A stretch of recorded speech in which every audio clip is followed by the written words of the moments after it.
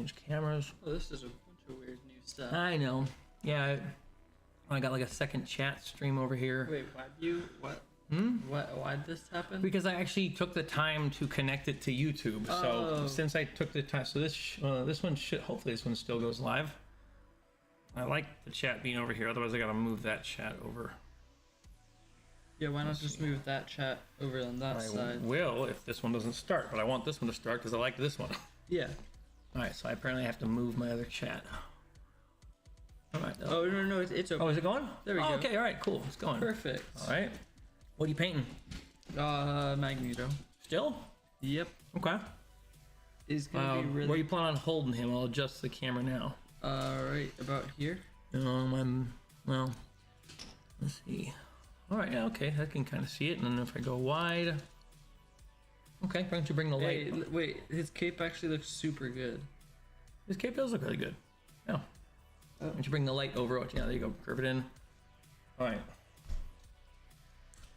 So, all right, that says we're on, and that says we're on. But I'm going to go to the main screen over here. All right, and let me start elsewhere. We both have like the same shirt in different colors. We do have the same shirt in different colors. All right, let's start there actually. There we go. Hello, how's it going? Good evening, or whatever time it is when you're watching this. So I've been going through like a lot of the different companies that make tabletop role-playing games and tabletop war games. And I think I've mentioned before, I'm messaging them to see if they'll send starter boxes so I can get an idea of what their games include or how much work it is to get into them, that type of thing. But as I'm going through and messaging companies, I've started to find companies that, like, while I'm looking through the company's like log of products, I start to question whether or not I'm interested in looking at their product at all. You know, it's like, okay, I'll give you an example. So I was going through Edge Studios, okay, because I was like, okay, they got a few tabletop role-playing games, because I was at my local game store and I saw this Star Wars RPG, and I was like, oh, okay, you know, it's got like a bunch of starter boxes, and maybe this would be a good one. Like maybe, you know, these starter boxes would be good to get, you know, a family who's interested in Star Wars up and running with a Star Wars game. It just occurred to me right now that I set a schedule. Why is there a warning up there? It just occurred to me that I set a schedule for our stream to go live at 8:45. So wait a few minutes. I'm already live. I'm not gonna mess with it now. Yeah, no, I should just like wait a few minutes to start. You mean in the future? They're like right now. Just like don't. Say just give me. I'm just gonna stay blank. Hold on. Why is there a warning up here? What is that warning for? The stream probably is saying it's too early. No. Oh wait. Someone's on here. I see that. I know. I see this. I see this. Yeah. Okay. I just don't understand why it's telling me there's a warning. I've never used this before. Just ignore the warning. No, I'm gonna ignore the word. It's the yellow exclamation part. It's hard to point. It's hard to ignore. All right. Okay. Yeah. That's. I'll be okay. Anyways, looking at Edge Studios games. So I saw the Star Wars RPG at the game store, and you know, I was just looking at it. It was a pretty heavy box, so it's got like a bunch of stuff in it. And so I thought, okay, well, you know what? Again, I gotta hold off on buying these things, but I'm definitely interested in going through them, highlighting them, organizing my thoughts about them, and making videos about the games, and maybe even like making a series that I'd call like "Who's This For?" or something. At least that was the thought I had, and you know, I'm still probably going to do that. But as I got looking at the Edge Studios Star Wars game, like I was just really confused about what I was looking at. Like I'm still confused what I'm looking at. So it looks like there's 1, 2, 3, 4, maybe 5 different whole systems. It's hard for me to understand exactly what's going on here, but then when I click on each one of these, it's like, okay, so here's the Edge of the Empire. It's a grim and gritty, you know, dystopian Star Wars or something. Okay, but here's 2 expansions for it. Right, here's 2 more expansions for it. There's 2 more expansions for it. Here's an adventure and expansion for it. Like, and it just keeps it keeps going. Like there we go. There's a starter set. So it's like the starter set and then the core book, and then it's like Wizards of the Coast. It's not made by Wizards of the Coast. I think it's made by Fantasy Flight Games. Okay. Or I think Fantasy Flight Games may, like, I don't know. It's its own company. So I didn't quite understand. And I was like, okay, fine. Maybe it's just this one. So I went and clicked on the Age of Rebellion one, and it's like expansion. You know, and it's this huge thing. And then I was just confused, like, do these work together? You know, how, like, can you play? I had all these questions about it, but then at the same time, I was like, I lost interest in emailing Edge Studios. I was just like, I don't think I would recommend this game. I think I would just recommend a family get like Savage Worlds and turn it into Star Wars or something. You know, like I don't, you know, I have my own issues with the game's design, like Fantasy Flight. Like, I mean, okay, I have my own issues. This is the Dungeons and Dragons Beyond page. Did you mean for music to be playing? That could be what the warning is. Maybe that's what the warning is, since I have the music playing here. I'm gonna turn it down a little bit more. I was going to try and have the music playing underneath. Maybe that's a bad idea. Maybe I'll just mute it. So, doesn't like the warning. Yes, it does. It's still gonna have a warning. I don't know what it's warning me about. All right, so looking at the player's handbook for Dungeons and Dragons, it's starting at $29.99. That's so tricky. Like, that is so clever. How's it going, AJ? Nice to see you. I saw you were playing Battlefield today, and then I started Discord snooping on you, and I saw like this whole games library. Like, hang on, I'm trying to remember. Hang on. You had World of Warcraft a couple days ago, Fortnite, Overwatch. No. Darkest Dungeon. There was a bunch of games. I'm like, man, how do you have time to be playing all these games? Like, that's, I mean, you know, it's like, that's a lot of different games to be playing. I was impressed that you, but okay, now I remember, actually, you said you just don't sleep. So there we go. I think that's probably the explanation. Yeah, I love that they make this be starting at, you know, okay, let's see what they're starting at thing. So it's like, all right, so starting at the PDF. Okay. And they just, I don't know. I'm not here to be bagging on the D&D specifically. It's just, you know, it's another one of these games where there's just a pricing model that seems like it's kind of aggressive. All right, here's another company that I was interested in messaging them, and I think I actually did email them, but they may have been the ones that, like, the first ones I emailed them, and then I was like, I don't know how I feel about this. And it's okay, it's not this Skyrim game specifically. This one seems fine. I get the idea this one's older, but then I saw this Mass Effect game. Let me see if it'll open it up. No, this is the other Elder Scrolls. Hold on, Mass Effect. Okay, so it's like a Mass Effect board game for like $55. And $330 for a bunch of miniatures. What? No, okay, I mean, they have smaller. Who's gonna pay that? I don't know. I'm like, That's not even that many miniatures. Okay, it's not about it not being that many miniatures. I'm like, who's getting this? Who's this for? Like, this was a really confusing thing. It's like, do they think that Mass Effect fans are interested in a Mass Effect board game and they're gonna buy all the miniatures for it? Like, I was just confused. And then it's like, well, I'm not sure if you have to have the miniatures, or, you know, these obviously go together, but it was just one of those things. And when I saw this, I was like, I wonder if Modiphius is a really out of touch company. You know, it's like, this game it looks like about 6 miniatures with it. I don't know. This was just really confusing, like, to the point where I was like, I just don't know if I care about any of their products, or at least like recommending their products. AJ says he writes 15 to 20,000 words a week. Most of the time, if a game is up, you're tabbing back and forth. Okay. Oh, so you're there like an ADHD person. You got like the Neo setup. That's a pretty dated reference. I don't know if there's a newer hacking movie setup.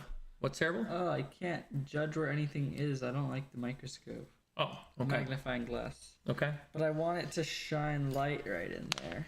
It's really hard to see. Let's see. Not gonna lie, you've got around $500 in Warlock tiles. Also, you kickstarted multiples of Dungeons and Lasers Kickstarter.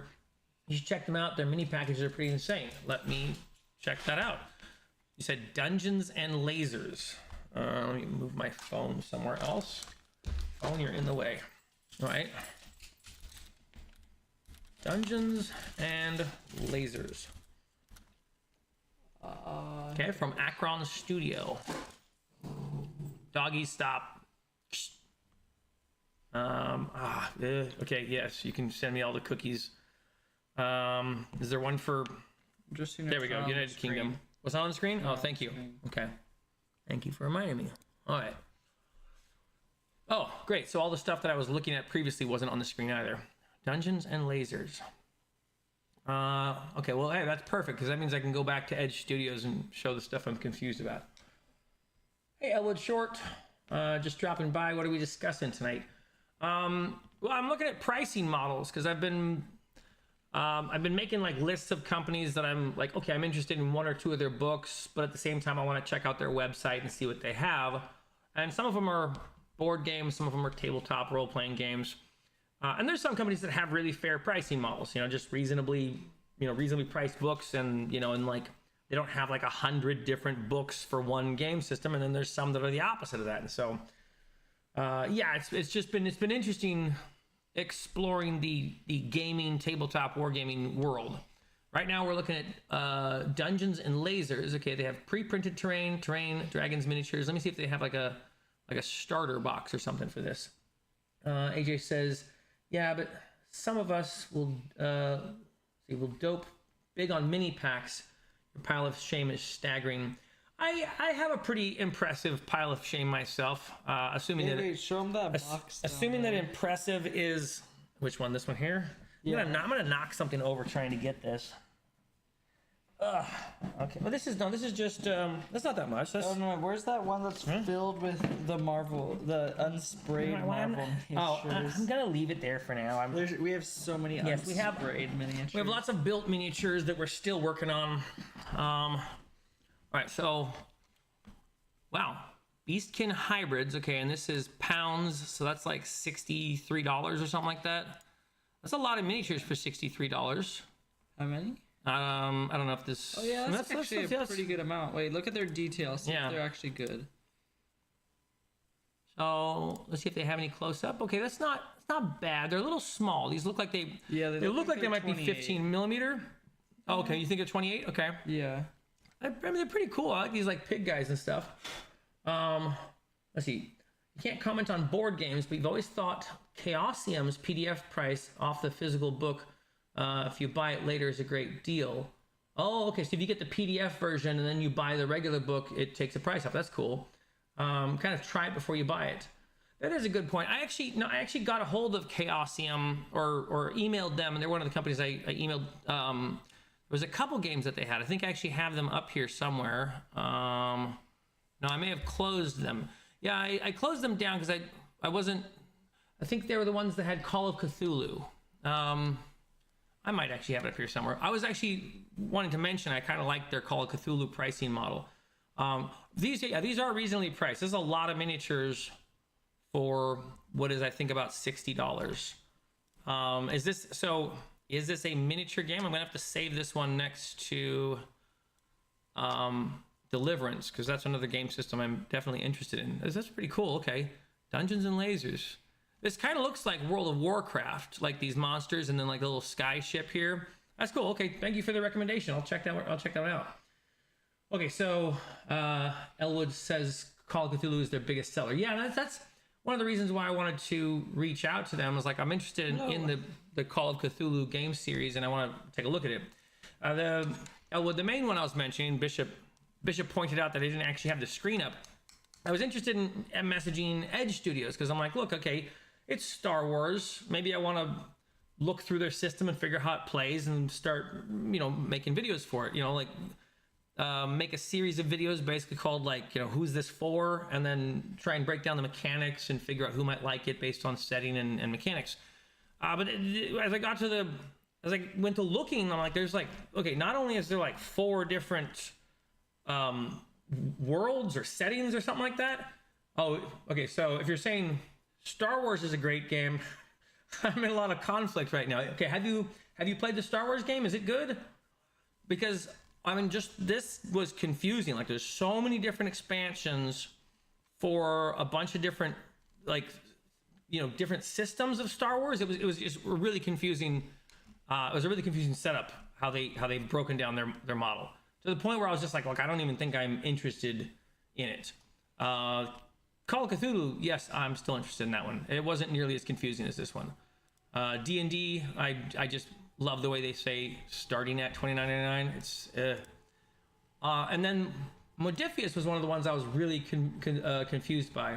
Get West End Games 1 for free. Okay, I'll check that one out. Is that the Star Wars West End games? Let's see, West End Games Star Wars RPG. This is probably gonna be like the yeah. This is like the one from the 80s or 90s. I had this book. This is the book that I went like scouring through my garage to try and find, because I'm like, I'm sure I have this book. I know I have it. And then I didn't. I don't know. I gave it away or something. And then you cried. Yeah. Okay. So this one's pretty good. Okay. So good. Okay. So apparently this one is so good. So is there a free PDF of this one somewhere? I'm gonna have to save this next to Deliverance as well. Anyway, so Modifius miniature system also it bothered me. I really didn't understand this Mass Effect game. Like it's Mass Effect with all these miniatures, and like the pricing for it is like it's confusing and crazy to me. Okay, thank you. Yeah, if you can give me the link, I'd appreciate it. Malachi says the first RPG he played was Star Wars Edge of the Empire. It has a lot of great elements, however, it does have its downsides. Mainly that skill checks will end up eating up a lot of the game. Okay, and apparently I can download everything for it. That's nice. Thank you, Elwood. Wasn't that the one you didn't like? Well, again, it's not that I don't like it. I've not played it. I'm just confused by the business model because it seems to be. I mean, like it's confusing to me. Like, I don't understand why there's 4 different versions of the game. Like, there's the Star Wars Edge of the Empire, and then there's the Age of Rebellion, and then there's the Force and Destiny, and then there's the Star Wars role-playing supplements. Okay, it's a different thing, I guess, and then Force Awakens. So it's confusing. So, and then each one of these has like a ton of different materials for it. It just got to the point where I was like, it felt a little bit like the Modifius thing. It felt like this Modifius with like the miniatures and like the board game. Hey, our board game's $50, and if you want the miniatures, you're gonna pay for them, right? They're gonna be expensive, and I don't know. Just some of those pricing models. It's like, okay, I'm thinking, okay, who can I recommend this to? Like, what sort of middle class family that's trying to play with their kids can I say, yeah, you should get the Mass Effect game, and then the kids see all the miniatures, and maybe the kids are into the miniatures, and it's like, man, I'm already struggling with this guy who's I wouldn't say you're addicted to Marvel Crisis Protocol miniatures, but you definitely like getting new ones. What's that? I haven't bought any no. new miniatures. No, you've done really well not buying miniatures, because we have a bunch of miniatures at home. I think you've managed it, but like, still, if there's a part of, like, I even have Atomic Mass Games up here. There's a part of like Atomic Mass Games business model that I'm like, I just kind of don't like it. I don't think I could recommend their game to like Landon, right? And that's the thing. That's like, that would be the kid who I'd be wanting to recommend games to. Yeah, miniature. I mean, like, miniature games are typically expensive, but there are, like, I mean, we were just looking at the one that AJ mentioned, which was, I lost it already. Hang on, there we go. This one, the Laser Dungeons and Lasers. I mean, these are pretty reasonably priced for the amount of miniatures that you're getting. Like, I think I don't know. It's one of those things where I'm like, I'm back and forth on both sides of it, because I'm like, okay, if this is exactly what you love doing and you're gonna paint every single one of these things, all right. I mean, that's right. I guess that's worth it. Like, that's your art project or something, right? It's like your hobby. So it's not like I'm sitting here in judgment of Modifius. Like, I don't dislike Modifius. It's just, if there's a different miniature system that's a little more reasonably priced and still gives you quality miniatures, and then also the game is fun, like, I think I would choose to recommend that one or something, like, here's like, oh, you're hitting your hair on my shoulder. That was tripping me out.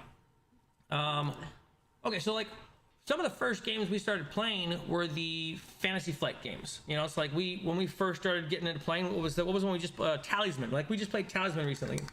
How's it going, Crafty Matt? How you doing? Let's see, hold on. And AJ says the quality is good too. The terrain they make is stellar. I assume you're talking about the Dungeons and Lasers set. So yeah, that's really good direct. I see. Yeah, they got like Abomination vaults. That's cool. With like, looks like it has modular walls or something. Let me see. That definitely looks modular. That could be. Oh no, yeah, okay, yeah. It looks like something you can kind of build how you want to. That's cool. We need to get some of that. So we started with like Fantasy Flight games. Like we were playing the Descent miniatures, you know, RPG game, and like we really liked that. That was a fun game for us. That was kind of what got us into gaming a few years ago, but then we just kind of fell off. And then in 2020, I went and picked up the Gloomhaven box. I think it was like we already had that. No, I picked it up in 2020. I thought we already had that. You didn't get Frosthaven. What? You didn't buy Frosthaven. Frosthaven? What are you talking about? That's like the new Gloomhaven. Yeah, I didn't get that one because when I opened the box to Gloomhaven, I was like... Oh, you mean Jaws of the Lion? Yes, Jaws of the Lion. Gloomhaven I got in 2020, and I opened the box and I was like, nope. It's too daunting. It was like too difficult of a game. Jaws of the Lion, though? Jaws of the Lion was not that hard. Jaws of the Lion... We already had Gloomhaven for a long time. What? We had... Yes, since 2020. I got it in 2020. Jaws of the Lion, we tried playing with Steven last year. I picked up Jaws of the Lion. It was not last year. It was last year. No, it was towards the beginning of last year. What? I think it was way earlier. All right, well, we have to keep getting in arguments with you all the time. I'm pretty certain I bought it last year on Amazon for like $25. Okay, it was like the beginning of the year. Okay, we played it 2 times. Oh no, we played it 1 time, and then we just never started again. Let's see. Oh, AJ says they also have pre-painting process that is really cool or really good, and they sell unpainted as well. Interesting. Elwood says the problem with the miniatures is volume. If you can pump out masses of the same ones, you can sell cheaper, just like GW used to. Crafty Matt says just use wooden blocks. Krieg Sippel tradition for life. I'm guessing that's some sort of ancient version of like Druid board games or something like that, where you take pieces of bark or coins or rocks or something. You know, but we like painting them, Crafty Matt. It just says crafting with foam is also a good start for terrain, though. Or good strat for terrain. Yeah, I was picking up lots of garbage to start making my own terrain pieces. But now that I'm like reading tabletop systems and trying to learn game systems and trying to paint miniatures, like I just don't have time to be building terrain. It's like, it's the lowest thing on my tier. You know, let's see, I just finished going through Dragonbane. I'm gonna try and do the same thing I did with Dragonbane, like where I highlight it. I'm gonna go through Shadow Dark and do the highlighter thing just to refresh myself, anything I'm missing. And then I'm gonna continue to ruin my books in a way that people find to be, I got the idea that people were like, hey, how could you do that to a book? But then I think it was Pirate Dancer who mentioned that I should actually make notes and, you know, like little signatures and ideas and thoughts to make them very unique, like it's actually that I wrote in it. And I was like, that's actually a cool idea, like essentially journaling or something in the book. Not like my hopes and dreams, but just what I think of the system. Krieg Schippel. I don't know that word. Let's see. Foam works well. Okay, for wargaming and abstract TTRPG, multicolored blocks are some of the best investment for the money. Interesting. And abstract TTRPG. So you mean just like a wooden block with no definition and it's just like a green block? That's an interesting idea. I was talking with Gary, who's teaching me the what is he teaching me? Savage Worlds. He's teaching me the Savage Worlds system. And he's got like a whole little kit of stuff. He travels around to different like board game locations or like different places to play Savage Worlds with people.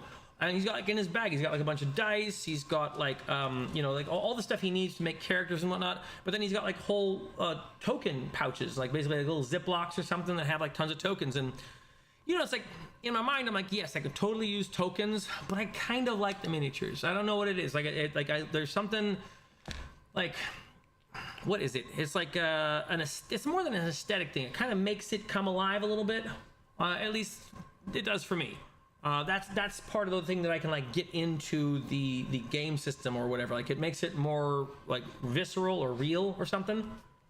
And you're also checking out Pendragon and Gods of Metal Ragnarok. I have not heard of Gods of Metal Ragnarok. Excuse me, AJ. AJ, I'm gonna be talking with a dude about Pendragon tomorrow. I think we're actually gonna record a video on my channel. He's got a channel on YouTube as well that's like, I guess it's focused on Pendragon or focused on Pendragon and Mech Warrior, Battletech. That's the one, Battletech. Anyways, so he was just telling me a little about that system, and I was like, wow, I've never heard of anything like this. Like this is a strange sounding system, like where you play as your offspring and stuff. And I thought it was kind of unique. It seemed like an interesting tabletop RPG system. And then he was also talking about morality being a big thing in the Pendragon system, where it's like you're a knight, and if you choose to be like an evil knight, there'll be like some good options like that are not highlighted for you, kind of like, you know, like Mass Effect or something, where it's like, sorry, you made all these renegade choices, you can't do Paragon stuff anymore. I thought that was interesting because I hadn't heard of a system that did that. Elwood says, Pendragon, yes, I really want to run that game.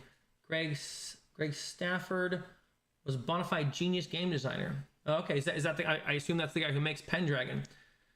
Yeah, I haven't looked anything into the system. The guy's YouTube channel, let me see if I can find him. It was, what was his name? It was like a pun. His name made some kind of pun. Let me see. Pendragon. YouTube. I was just watching one of his videos earlier today to try and get an idea of his.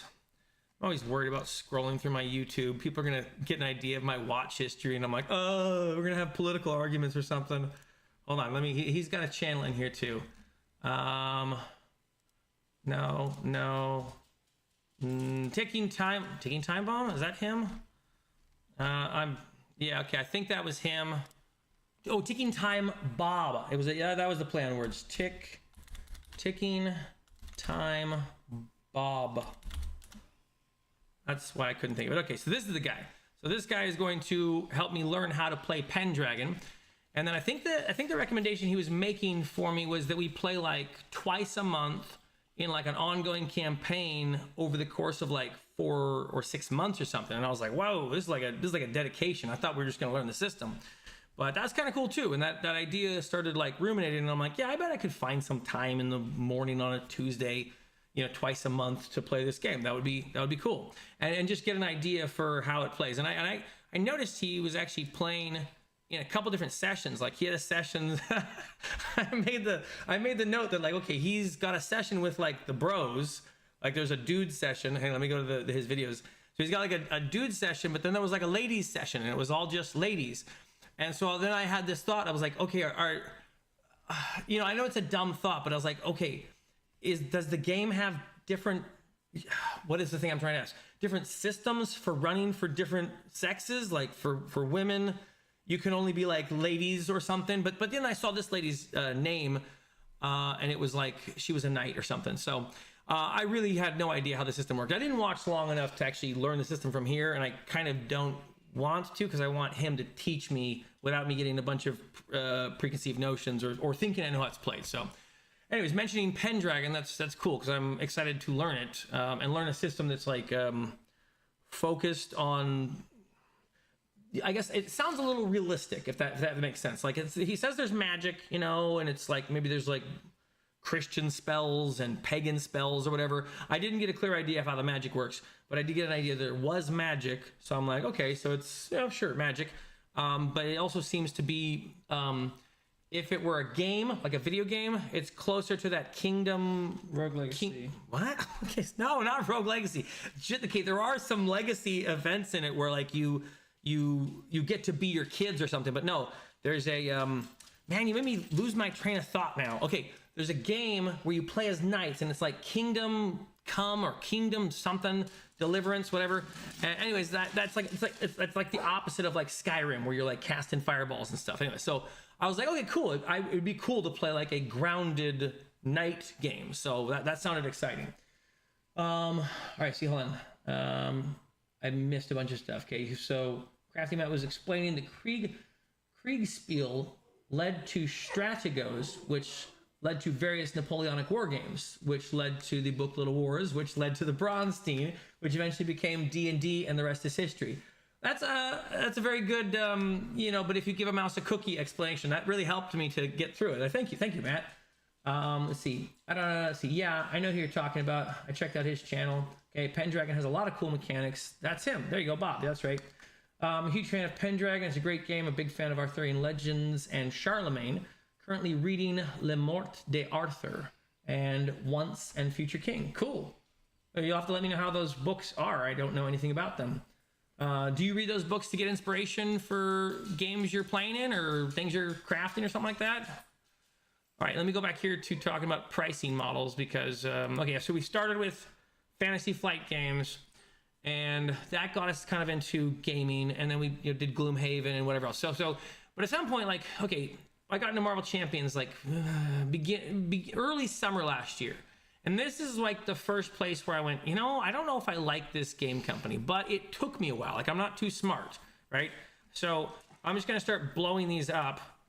It's like, okay, these are all the different expanded things. Like this would be, in my mind, I think this would be like... You can find them cheaper at a game store, though.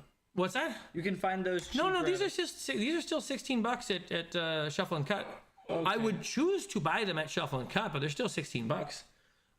This is still, Amazon might have them cheaper, but I mean, I have a bunch of these expansions and I just stopped buying them because, one, my son wasn't playing. It would actually be worse if he was playing because I'd probably still be buying them. If he was interested in playing this game, man, I'm probably dumb enough that I would keep picking up all their stupid expansion packs. And, it's like I guess I'll be honest. It's a fun enough game, but it is not my favorite card building game. And the reason it's not my favorite card building game is because it's a card building game where you can't take out 15 or 16 of the cards in the deck. It's like you always start with the same, it's just limited deck building. And what deck building you get to do has to kind of be formed around that. I think it'd be really interesting if they actually put some work into making retroactive cards, like cards that you could swap out for your heroes. But again, they would, I don't like their monetization system, and I wouldn't recommend people get into these games too much. I don't know. It's one of those things where I'm like, yeah, I guess if you have money and this is like your favorite thing, cool. I have recommended people to buy Marvel Champions, which is why I'm like second guessing myself. But that's because it's an easy game to teach kids. I don't think it's not that fun, though. Okay, he doesn't have fun with it, but he never built decks, and I think I had fun with it, but I also have way more fun with Slay the Spire and what's the other card game that we play? Oh, Magic. I think I have more fun with Magic. Let's see. Flint, how's it going? Good evening to you as well. Let's see. People also use the Pendragon rules. Okay, so people also, Elwood says people also use the Pendragon rules to run the Harn setting. You use Dragonbane to run it. Fantastic fun. Tell me about the Harn setting. I've never heard of that. Argus says, I've been reading Fafhrd and the Grey Mouser for Sword and Sorcery. Genre inspiration for Shadowdark rather than Subheroic Fantasy 5e. Interesting. Oh, I'm sorry, Superheroic Fantasy 5e. Okay. Crafty Matt says, Le Mort d'Arthur was written in the 16th century by Sir Thomas Malory.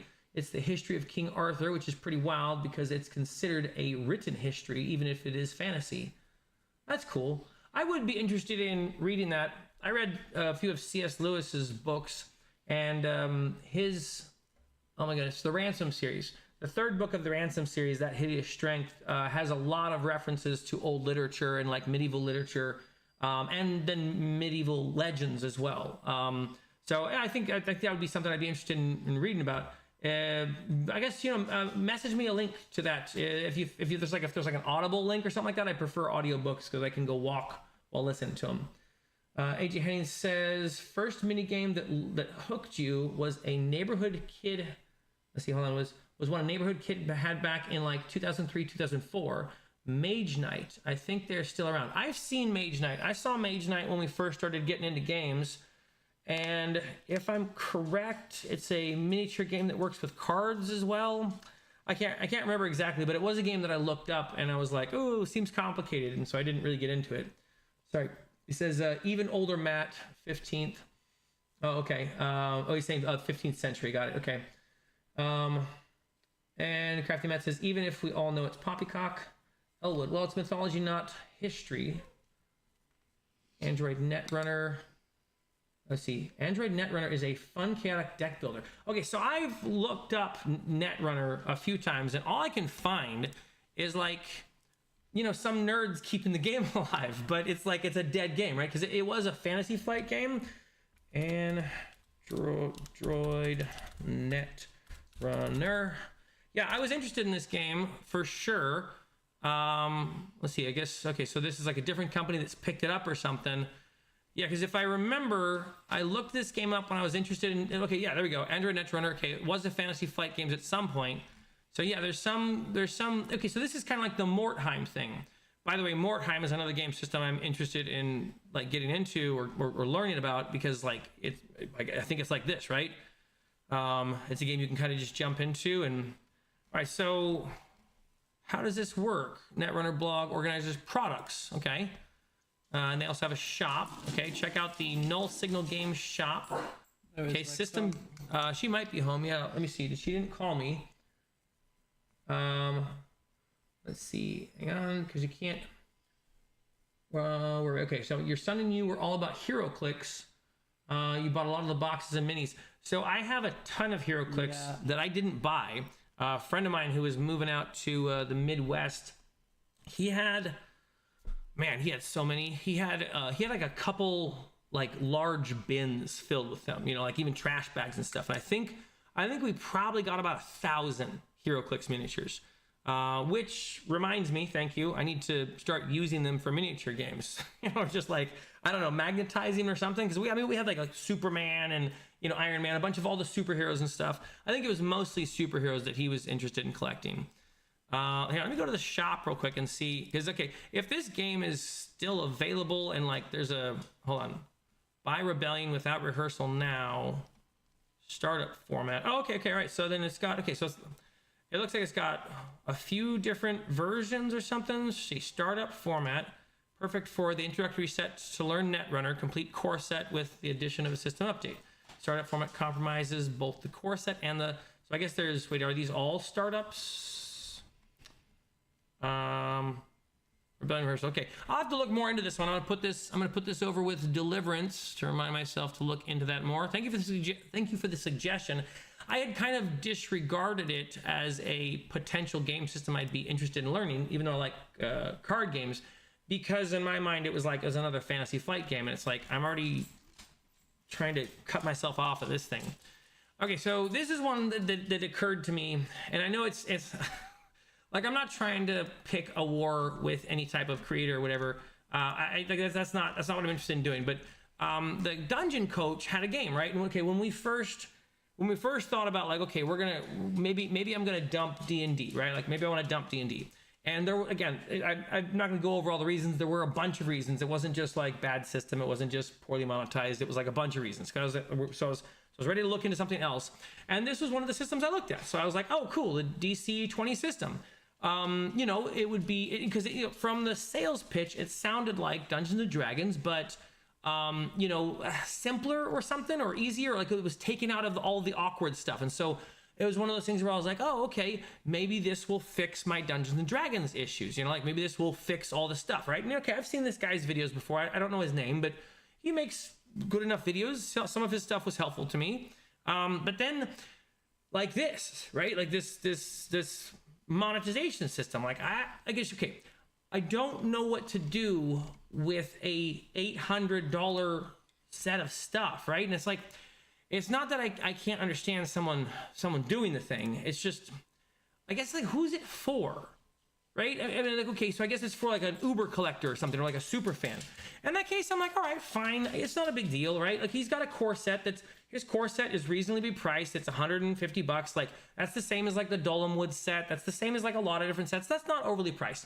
But I guess the thing that turns me off to it is it feels a little like the thing that EA Games and the AAA games companies started doing with like their bundles, where it's like, hey, you get this and this and this, and here's all these digital things, and here's all this extra stuff, and here's a statue, and at some point a $50 video game became like $140 Destiny package, and it was like, all right, that was like the point where I kind of lost interest in games. And so when I see creators and they're going like, hey, let's do what Bungie does with their games, right? Let's make you get what I'm saying? Like I'm not trying to say anything about the Dungeon Coach. I don't know this dude, and again, some of this stuff seems reasonably priced. It just feels a little like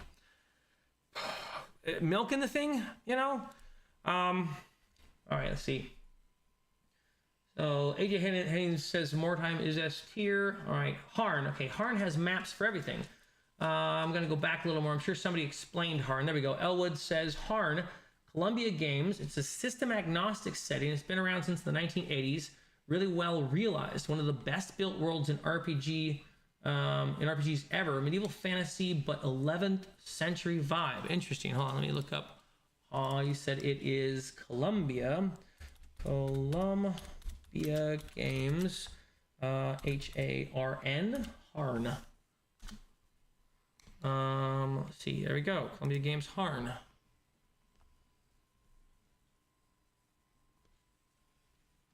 Am I missing something? Hold on. If I click home.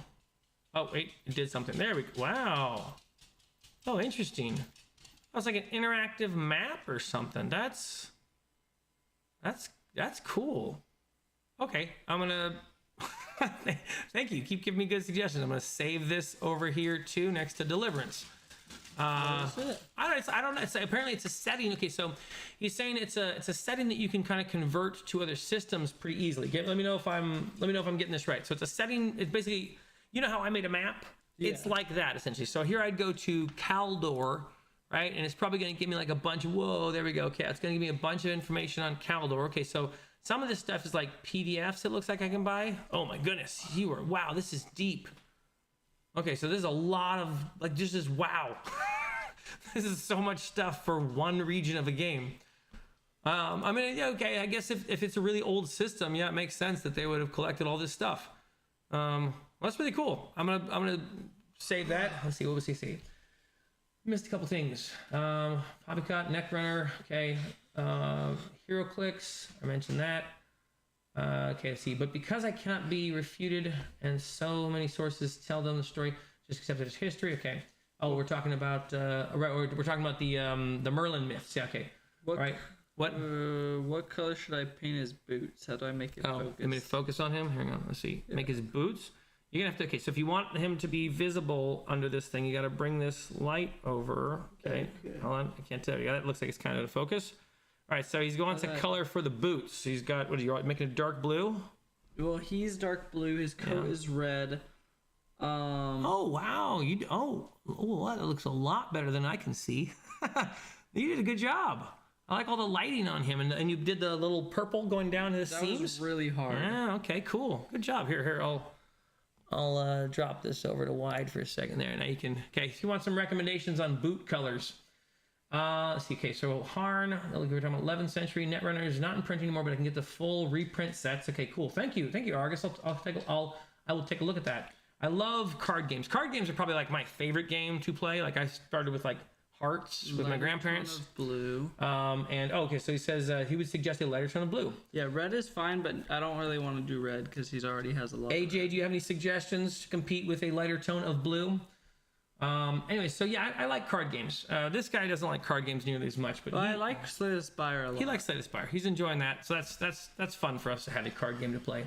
But I would like a game like Netrunner where you can actually like do some deck building ahead of time, especially if it's like, okay, there's this one I mentioned over here.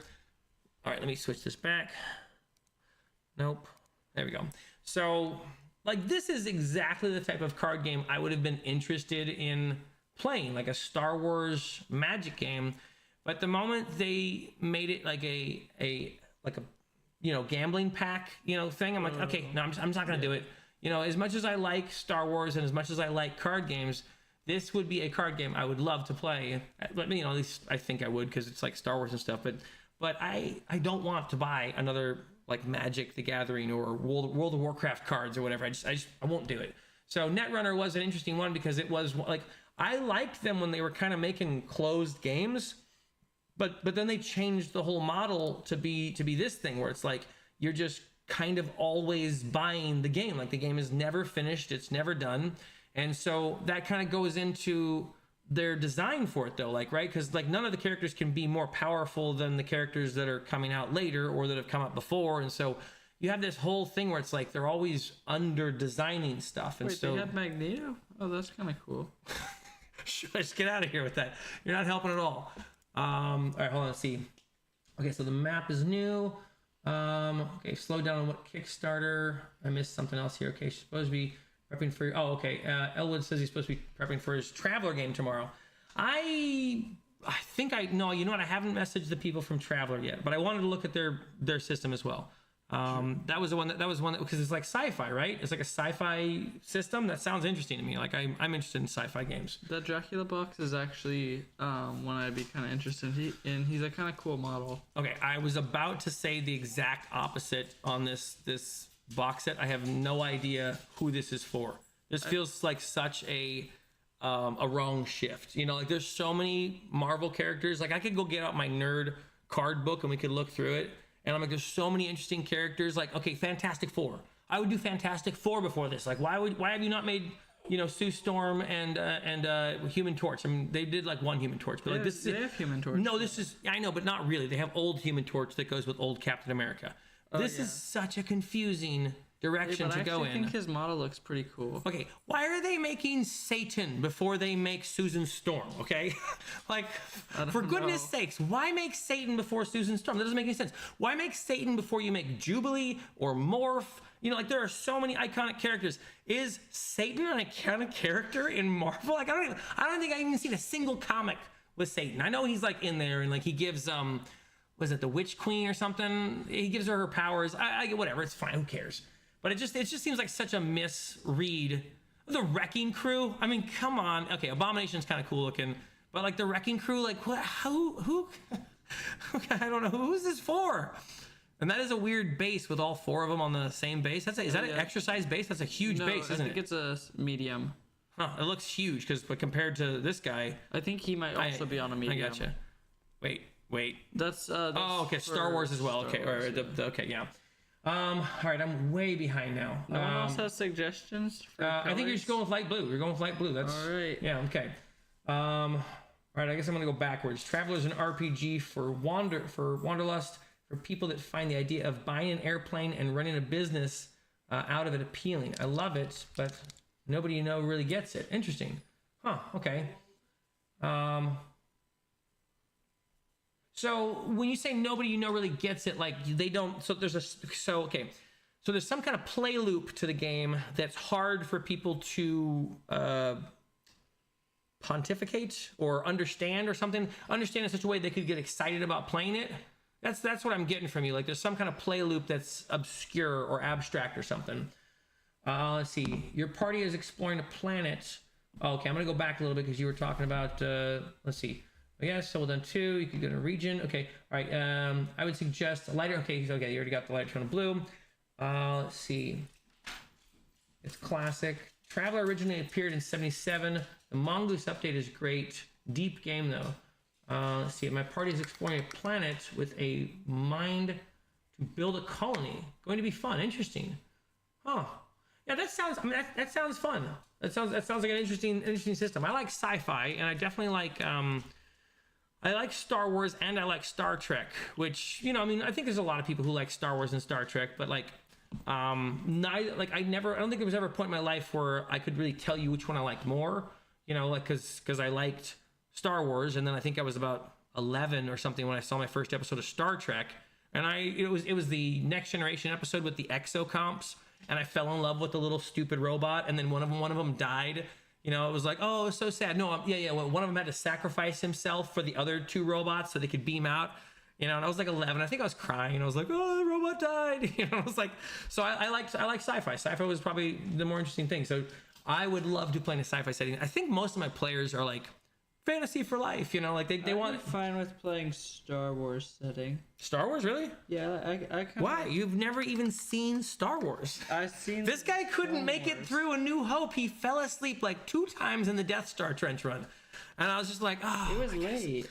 Hey, he's like, it's late. You can die in character creation. It's like one of those Russian things, like in Traveler, game kill you. You know, it's like that's intense. You can die during the character creation. It's really funny. Kind of funny, yeah. Yeah. What was? Okay. Someone was telling me about a game system where. Okay, it was an interesting system. Someone was telling me about a game system where when you pick one of the classes of the system, you have to roll a dice to try and be that class. Because there's the potential, excuse me, for you not to be able to be that class. And you become a peasant. It's not quite a peasant, but I thought that was interesting. So apparently Traveler kills you. Yeah, it's easier to survive. It's easier to survive character creation now. You have the classic Traveler facsimile print edition. Gary, how's it going? The white book is a combination of the 3 black books with correction. Interesting. Okay. How you doing, Gary? I was just talking about you. Yeah, I was talking about you because we were talking about miniature games and how expensive they are. And I was saying how you showed me your travel kit and how you use tokens. And, you know, I think about that because, like, okay, they obviously work fine, right? They work perfectly well, and they're probably easier to get going around, like, traveling and stuff, too.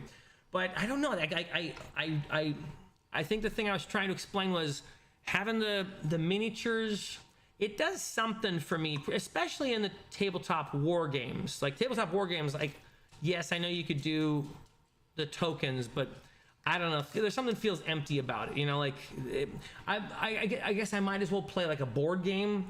I don't know if that makes sense, but I actually do enjoy painting the miniatures, and that's kind of why we were talking about like miniatures and stuff tonight. Yeah, fair pricing.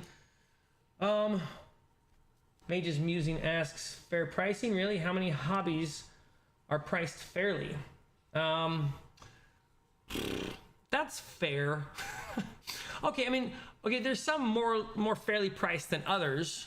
And I think some of that, okay, here's right now, here's like my go-to example. I don't know who this is for. Like, this is for like a board game fan, right? Okay, because someone will want to spend $50 to get a board game.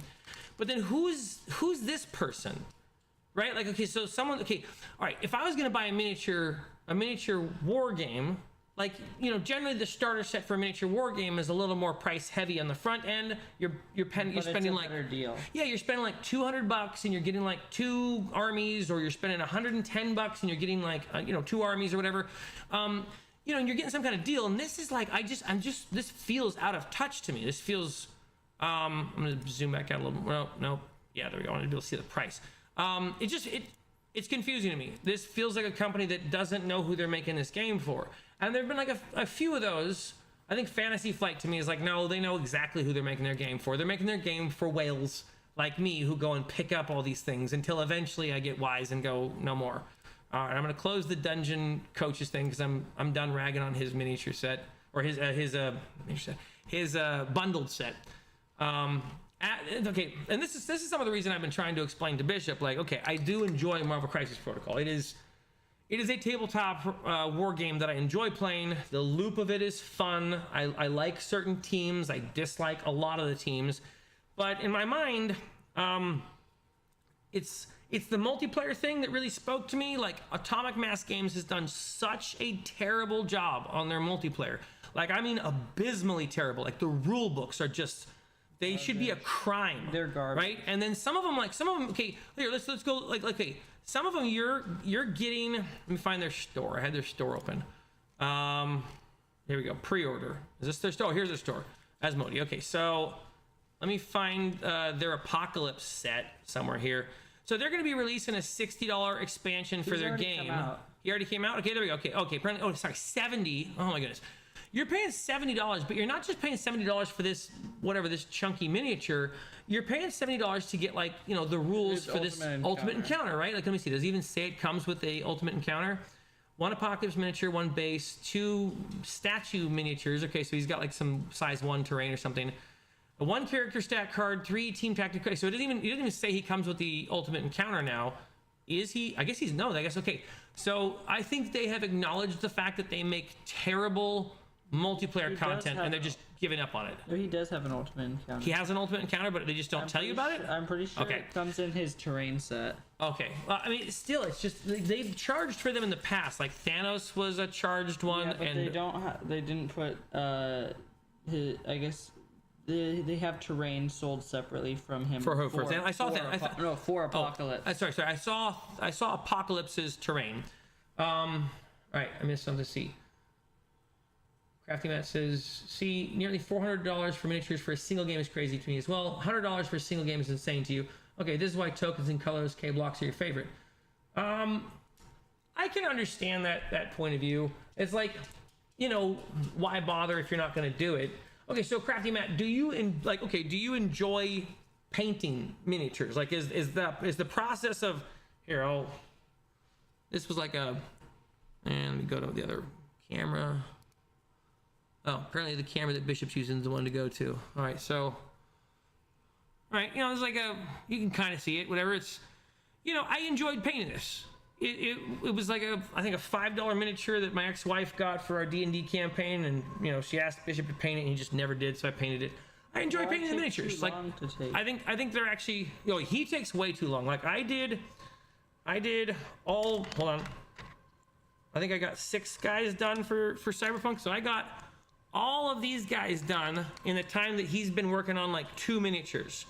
And you know what? Yeah, okay, mine aren't like perfect like his, but they're perfect playable. They'll work. I don't know why he's got to put all this work into it, but hey, he enjoys it, and it's he's not playing a video game right now. Yeah, but at least it means I get more time out of each miniature. That's fine with me too. I'm also fine with that. Yeah. This is. You can understand wanting to use miniatures, but we all have our priorities. No, you're totally right. And painting miniatures is like a slightly lower tier of priority than learning tabletop systems is.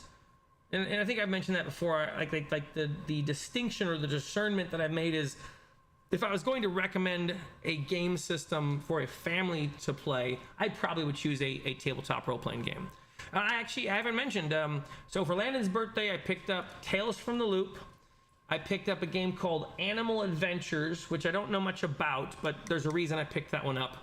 And when Free League Publishing sends me the Dragonbane starter box, I got a second one to give to Landon. And then I'm going to try and I'm going to print him out a copy of Basic Fantasy Role Playing. Am I saying that right? 4th edition. I think that's the one that Aaron sent to me, and I have the PDFs of it. Anyways, so he talked with his mom and his sister and got them stoked about playing Tales from the Loop. Right, so they're like, oh, we're gonna play a Stranger Things game, so they're excited about it. So that was really cool. So they already had made characters on his birthday day. So when he got the book, it was exciting. And then the Animal Adventures game I got because I had the sense that his sister might really like painting miniatures. And so it's like some game where there's like dogs and cats and, like little cute dogs with like swords on them and stuff. So they're kind of like baller dogs. Anyways, I got the idea that his sister would probably enjoy painting them. And if she enjoys painting them, then, she might become like the family miniature painter or something. So anyways, that went really well. Let me see. I'm behind again. Yeah, big battle games, the cost of using miniatures gets crazy. I think that's why I like the skirmish games more. I like. You don't have to spend $90 on one miniature, and that's only like 1% of your army. You're talking really quiet. I'm not sure if I can hear you. So you're not spending $90 on one miniature, and that's only like 1% of your army. I've never even tried to price a Warhammer army. I know AJ has a Warhammer army. AJ, how much was your entire Warhammer army? Like if you could just estimate how much was it goblins you had? There was a bunch of goblins that you sent me pictures of. Anyways, I've never made a Warhammer army. I don't know how much it gets. AJ's got okay, you have a job, you got to add it up and let me know how much all that costs. And it's not a judgment. I have an entire Leviathan box I haven't even finished building. I have a kill team I'm still putting together. An entire Marvel stuff. I have so many different things, but right now I'm prioritizing the systems I want to play more. So let's see, orcs and goblins. Okay, he's doing some math. Let's see, TSL Frontman says, are you guys using contrast or wet wash paints? He wants to know if you're using, I think he's using contrast right now. No? I'm using... Are you using Vallejo? I've used a little bit of speed paint and mostly Vallejo. Okay. Yeah, he doesn't like using the contrast paints nearly as much as I do. If we could actually get the camera from behind view, that would be better so you could see what I'm painting. So for me to get the camera to go behind view, actually what I'm going to do is I'm going to take off this pole that's right here. I'm going to move this pole over onto this side, and I'm going to have the camera be like... No, it'd be better if it was like over your shoulder. You understand what I'd have to do, what kind of rig of a tripod system I'd have to set up? Serestro does. Do it like Serestro does. I don't know how Serestro does it. He has like a camera stand behind him, I think. All right, well, I'm not making a professional painting channel. I'm just, I'm making a tabletop game channel. All right, let's see. Let me go back up here. Short. The best investment you ever made was BattleTech, or for BattleTech was the reinforcement box. 300 cardstock minis for $25. Interesting. Okay, they're like the paper ones, right? Cardstock ones. Yeah. So Crafty Matt, do you enjoy painting them? Let me see if you actually answer that question, because I think I asked you a minute ago. So time between TTRPG and the fighting game community. So time between TTRPG and the fighting game community, FGC, does not leave time for mini painting. Okay. You build arcade sticks though. Interesting. Do you mean like you build like a Street Fighter arcade stick? Like I mean, when you say build, like, do you mean you put the components in and then you build the joystick? And that's cool. You're gonna have to send me a picture of that. Send me one of those that you've made. That'd be interesting. I'm interested in seeing that. All right, so Elwood over here. So he says, okay, he prefers skirmish games just because they're so fluid. Warhammer First Edition was basically more of a skirmish game, very different from the beast it is now. Yeah, I've watched people play Warhammer enough to know that I'm like, I don't think I find it interesting to have all those miniatures and all that stuff. Like I find a lot of satisfaction in the small, like I have 5 guys and you've got 5 guys. Like that's very interesting. Any of those systems I'm interested in, because I like them. Like I'm interested in trying Malifaux, the Cyberpunk game. I want to get it playing. A few others that look that look unique or have a different game mechanic. Let's see. He's saying, okay, you can build, let's see, orcs and gobos. Yeah, you can build a 10K army for probably about $3,000 to $4,000 retail. Wow, that's really expensive. Yeah, that's really expensive. We've probably spent about that much. Well, I don't think so. Oh, across all sorts of games, I'm sure we have. I think on Marvel Crisis Protocol, we spent at least like. I don't really want to price them out actually, but I don't think we'd spend that much. I think we spent a lot. Well, I mean, given that yes, you put all of your birthday and Christmas money into this thing, and you get like. I'm not sure all of. I think you put most of it. When you had money, there was a point where you put like $300 of your own money into the game, right? Yeah, we spent a lot. So it also once you have that sunk cost thing, it's like, we're in this now. Hey, what do you think of his boots so far? They look. I like the straps. Keep going. Keep going. Let me see when you're done. The straps look good though. Let's see. I bought around 7K of them for $350 off an eBay auction years ago, though. Wow, that's cool. That's a good deal. Wait, $7,000 worth for 300. I thought you were saying 7,000 miniatures. Oh, no, I'm guessing he's saying 7K. Okay, either he's saying he got 7,000 miniatures or he got $7,000 worth of miniatures. Either way, that's a lot for not very much. So probably 800 is what you have in it. But that's not true cost at all anymore. So yeah, okay, I'm guessing it's the money one. Let's see. Yeah, so Elwood says that you understand that I can achieve anything. So I think Elwood is agreeing that the behind the Man, that is that's gonna be a crazy. I'm gonna have to get like a monitor hook or something like that to put it on. No, you just get like a. No, I know like it is like doable. A tripod Okay, stand right there. Okay, tripod. Do you know how cramped it is up here, man? Put tripod stands up in here. Accidentally knock it over. Oh my goodness, yeah, this guy knocking over water bottles and stuff. Let's see. I wouldn't be able to dedicate enough time to making fully colored scenarios if it wasn't for contrast. Okay, so TSL Frontman sounds like he uses the contrast paints. But I used to play 40K where you needed to particularly build and paint hundreds of guys. Yeah, and I think when you get into like that hundreds of guys thing, that would not be fun for me. No, and it's like, okay, I've done this same stupid pair of boots like a dozen times or 100 times or whatever. So my guys could not look this good if I was doing 100 miniatures for one army. Either way, I'm just happy that you're painting something and that you're not just spending more time playing Slay the Spire. Right? Like, you know, when you do that, it just feels like your day has meant nothing to you. And this way you go, hey, I at least painted Magneto, if nothing else. AJ Henning says that's picking and choosing models, though. You could probably squeak a 10K army out of fodder for about $1,600. Okay. All right. So he's saying the $3,000 to $4,000 is making like a primo army. So you could probably make it for about $1,600, and that'd be like not the best guys or something. Let's see. You use them all for subs. What's that? For sub-ins. You just sub. Oh, well, I mean, no, I think he's saying to not have to do that, right? Because like yeah, if you're playing at your local game store, sure, you can do whatever. But I think he's talking about for actually bringing the models to like an official Games Workshop place. And like if you go to a Games Workshop store, I don't think you can bring proxies. You can tell me if I'm wrong on that, but let's see. TSL Frontman says 7K points worth of guys. He means a basic Space Marine is like 20 points. Okay. Oh, I see. I understand. Okay.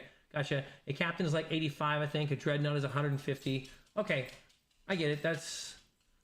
You need more and more equipment. Welcome to the world of YouTubing. I know. Like, I have enough stuff here. I don't need to be buying more tripods and stuff.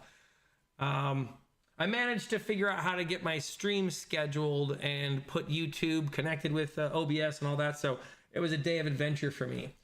AJ says, yeah, the 7K points worth. Just send some pics. Okay, cool. It was a ton of old metal minis and sealed in a box from the 90s. He says he left a lot of the stuff sealed. I felt guilty popping it out. Some of it's older than he was. Let's see. Nowhere runs Apocalypse 10. Oh no, Nowhere runs Apocalypse 10K. We play like that once a year for fun between some buddies. Of course, just a few days. Okay, I get what you mean. So you don't generally play the ones with the mass armies. That makes sense. Those things seem like they would take a long time. For like the wargaming space, I've actually liked the look of these. You know, like I already have some of these Monster Fight Club minis. They are not as good a quality as the Marvel Crisis Protocol ones, for sure. But pricing wise, they're far more reasonable. Like I'm like, okay, is that like about $5 per model? Okay, a little more, $6 per model or so. That feels better. And I know, Crafty Matt, you're shirking it off because you could always use wood. I get it. I don't know. I guess I have a wooden chess set that I really like. I think if I was going to use wooden pieces, I would want to carve them or something like again, there's something that would about take so long. Okay, but still, there's something about like the what is it? It's like having a little toy and it makes the pretend more real. Something like that. I had Free League up here because I actually was happy with their pricing model. I don't know what this dollar ratio here is, but it's like it's $50 per book, and most of the stuff is either 40 or 50 bucks per book. So I think they do a really good job, and like they don't go crazy or too crazy with it. I think Symbaroum was one of the ones that had like the most expansions for it. D&D's cheaper than $50. I think, okay, so you can tell me if I'm wrong. I get the idea that the average pricing model for a player's handbook is 50 to 60 bucks. And that might be dependent on art and quality of the binding and that type of thing. So, you know, the D&D ones, like, yeah, they're like 50 bucks, but you can still get them all day long from Amazon at like 25 bucks. And I'm guessing a lot of people do. Corvus Belly. this was one of the companies that I really liked the look of the miniatures, and they had some weird games. Like they had very different games that I have not seen before. Their pricing model seemed reasonable. Like, you know, compared to like Warhammer, it's close. It's about the same thing.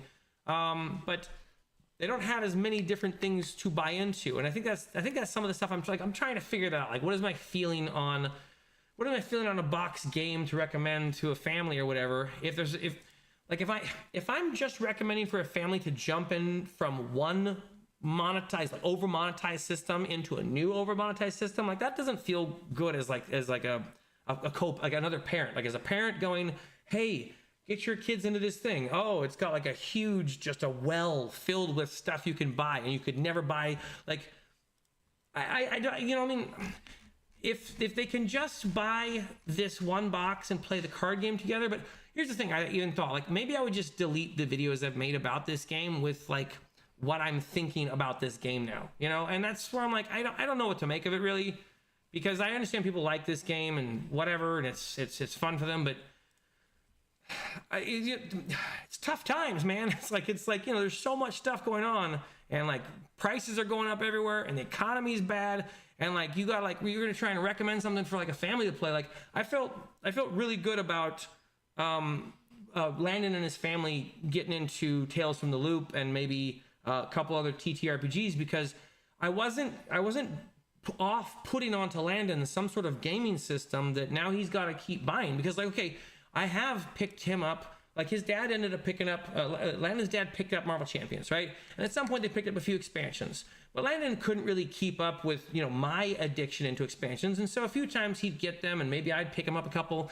but at some point it's like, you can't keep up with this system. This is just so overly monetized. And for a 12-year-old kid to look at this thing and go like, I kind of want to play with one of these characters. And it's like, okay, well, do you have $17? So that's where I'm going through this thing and going, okay, I'm trying to hear out Aaron, and Aaron is saying like, you want the basic fantasy role-playing system, right? The 4th edition one that's like free.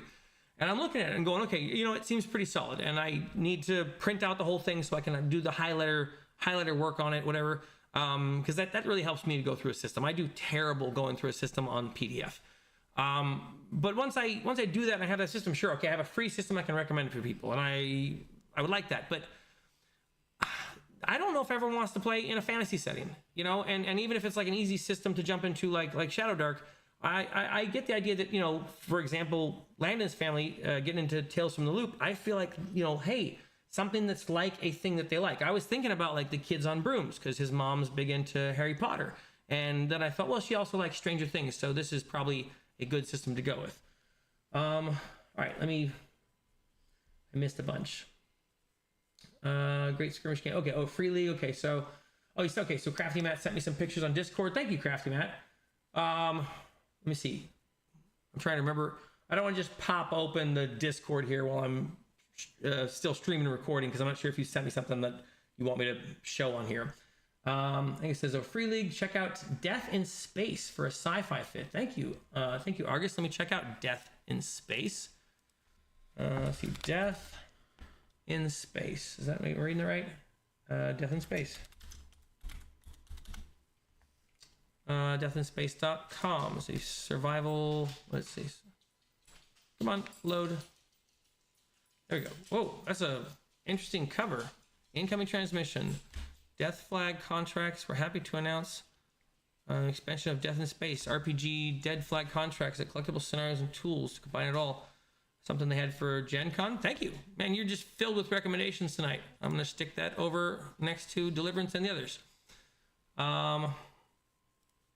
Yeah, no, I had these up here. Like, I had Free League up here just to kind of contrast, because when I was looking through their site, even before I like reached out to them to like, hey, would you guys send me some stuff?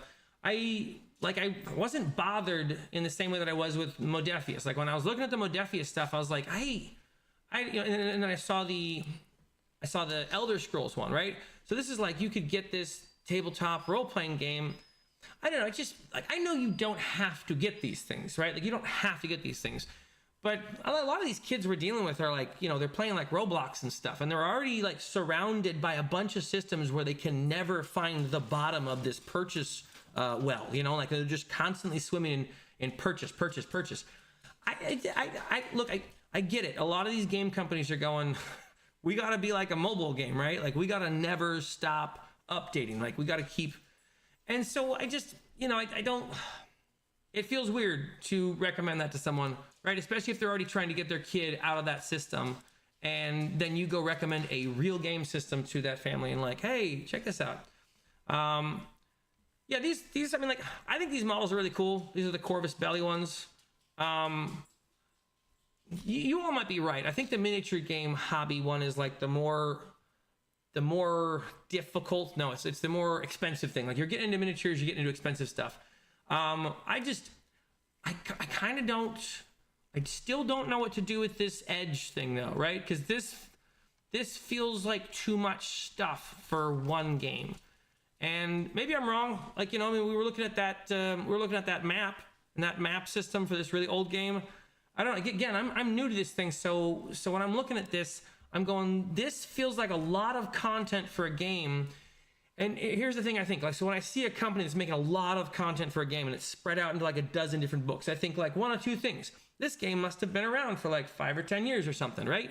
Or it's possible that this company is designing these books the same way that Wizards of the Coast designs their books. Because like when I go through the Wizards of the Coast Player's Handbook, and I'll just use the Player's Handbook and the Tasha's Guide. The Player's Handbook and Tasha's Guide could be one book. Absolutely. Like no doubt in my mind, it could be one book. You could cut down on a bunch of the dumb text in there and all the like expanded fluff and just nonsense words that aren't needed there. And you probably actually could combine Xanathar's Guide, the Tasha's book, and the Player's Handbook into one book. And still, it would be like 300 pages if you just cut out all the dumb stuff. But that means what they got to do is they got to sell 3 different books that should have been one book. And so, when I see a company doing this, I'm like, okay, is it possible that this core book could have included 3 of these expansions? Because if that's the case, like then they're designing like a video game. Like, we've seen that in the video game thing. I've seen that for a long time in the video games where you get a company. Oh, it's like a perfect example is that stupid Avengers game made by Square Enix, right? So Square Enix makes this absolutely stupid Avengers game, and it's like what is it? It's a multiplayer. It's not Overwatch, whatever, but it's an online multiplayer game where you're gonna play the Avengers, and you're kind of going through a dumb story mode. Like it's kind of like dungeon. It's kind of like Diablo, right? Diablo, the Avengers game, but they designed it so poorly. They made it so it had like this. It had like this Uncharted opening cinematic sequence that you were playing, but then when you got into the real game, it was a totally garbage game. And then they sold you back all the stuff that the game was missing over time. And like, there's just so many different video game companies that are doing that. And I'm seeing the role-playing games, like the tabletop RPG companies are doing the same thing. And as I'm looking through all these different companies making games, I'm like, is this, whatever that stupid Avengers game is, right? Like where they're selling you back all the costumes and the characters and everything. And in reality, they have them all produced and they just go break it up into 20 different expandable projects, right? Like break it up into little $50 bite-sized things because that sucks. And then I go, you know what? I don't think I want to recommend Star Wars to someone when there's just a wall of different Star Wars stuff. I would probably much rather recommend this one. By the way, hold on, Argus, is this game like a Star Wars space game, or is this like Morkborg in space?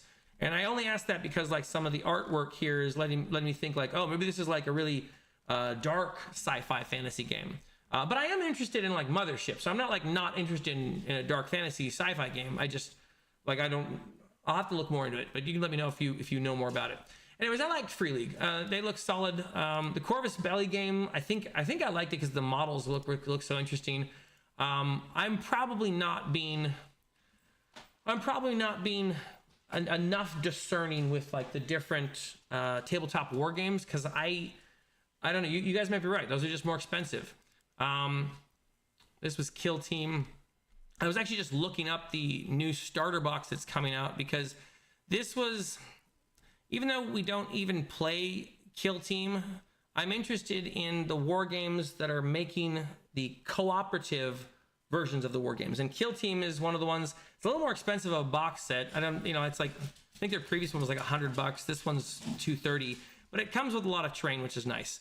But I'm mostly interested in the tabletop war games that have a co-op mode so you can play with someone. So I can say, hey Steven, come over, let's play Kill Team together, right? And I set up the whole board, and he comes over, and then I go, hey, look, we're gonna not beat each other up, we're gonna play the game together. And then I can kind of walk him through like a mini tutorial of the game. And that's what I was hoping to do with like the guy from Tabletop Minions. What was his space game called? Space Station Zero.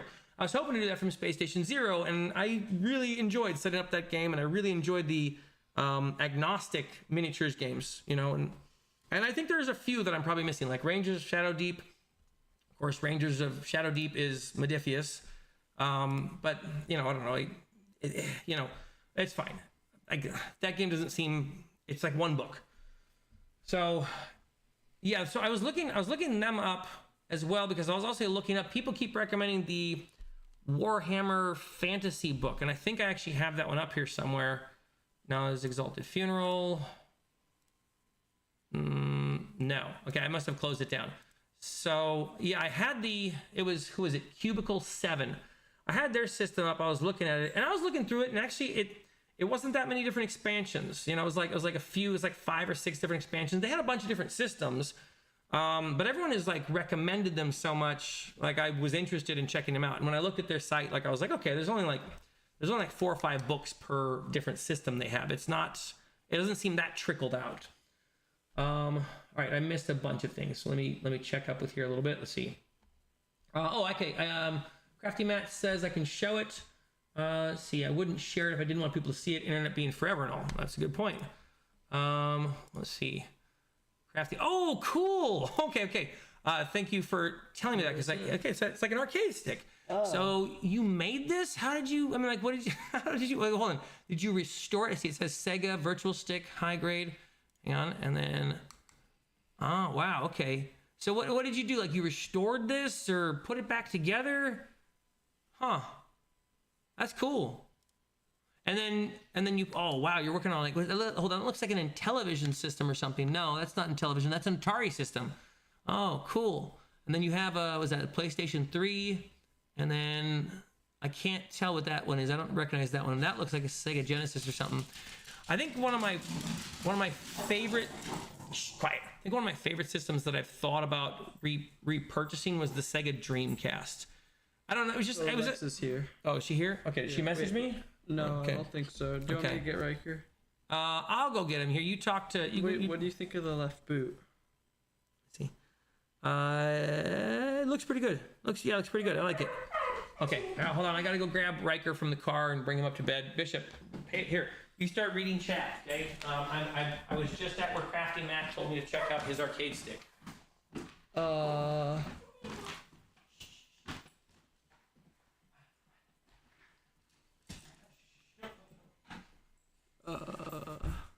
Wait, where's... Okay.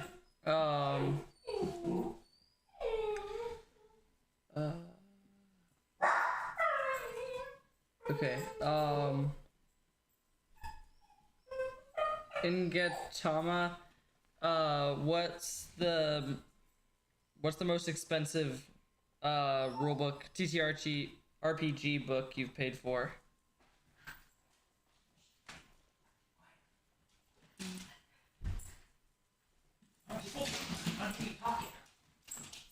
How come you're not talking? Well, I don't know what to say. What do you mean you don't know what to say? Oh my god, it's just been awkward for the last minute while you're staring at the chat. I did say one thing. Okay, I don't know where she is. She's not in the car. Let me give her a call and see if she's all right. She just disappeared. Get on my chair. I asked Ingetama what the most expensive TTRPG book he's got. Oh, okay. All right. All right, let's see if she... Hey, how's it going, Square Peg? Yeah, we really gotta catch up here. Okay, so hold on, we're looking at pictures. Here are a few from tournaments. Okay, that's slightly concerning. I'm gonna try her one more time. They were out for a walk. I thought they went for a drive, but they are not at the car. Oh wow, hold on. Is that you, Crafty Matt? Where is this tournament at? Oh, that's cool. That's massive. Wow.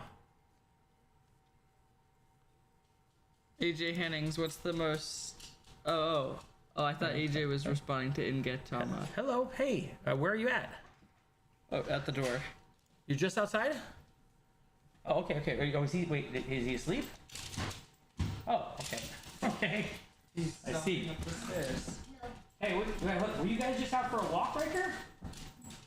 Here, come here. Barkley, get off. Come here. Come say hi. Come say hi to my camera. Come here. Hi.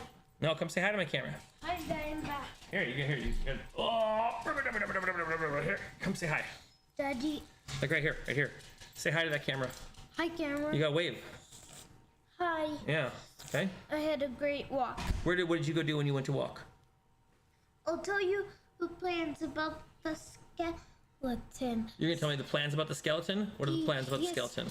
Skeleton Raker went into the skeleton and then had an accident. What did you have an accident? Did you knock something over?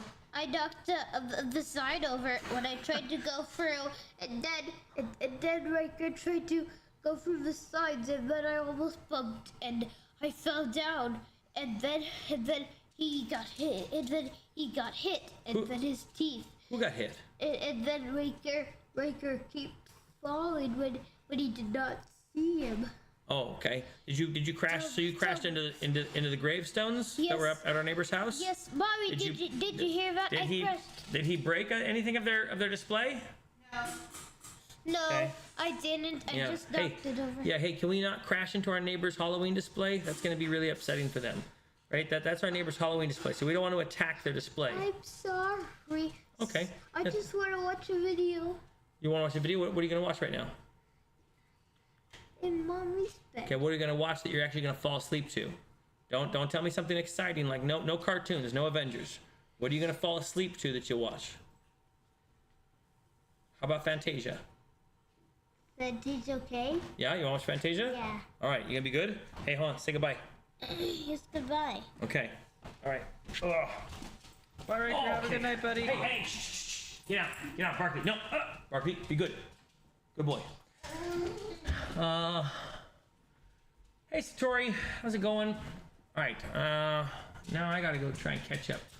Let's see.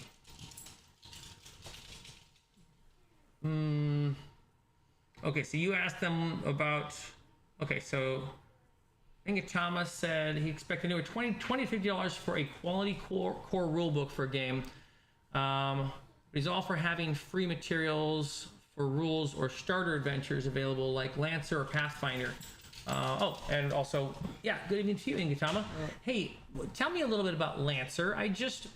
So a few weeks ago, I saw a friend of mine who was in a tabletop RPG store, like a board game store. My mind blanked. And I had seen this friend, like the last time I'd seen them was probably like 10 years ago. Anyways, we got talking about tabletop role-playing games and like what he plays, because he knows about a lot of different systems. And he mentioned the system he was playing was Lancer, and then he tried explaining it to me a bit, and he was saying that like Lancer is basically like a tabletop role-playing war game, you know, and that was like a little bit blowing my mind, because I was like, how does that work or play or whatever. Anyways, that was interesting, and so since you mentioned Lancer right there, I get the idea that you've probably played Lancer, and I'm a little bit interested in it. So let's see. Crafty mat. Let's see. It looks like a custom build. Oh, okay. Yeah, we're talking about the controller. You definitely pay more than $50 for a good TTRPG book, but you don't think a core rule book should be that high. Okay.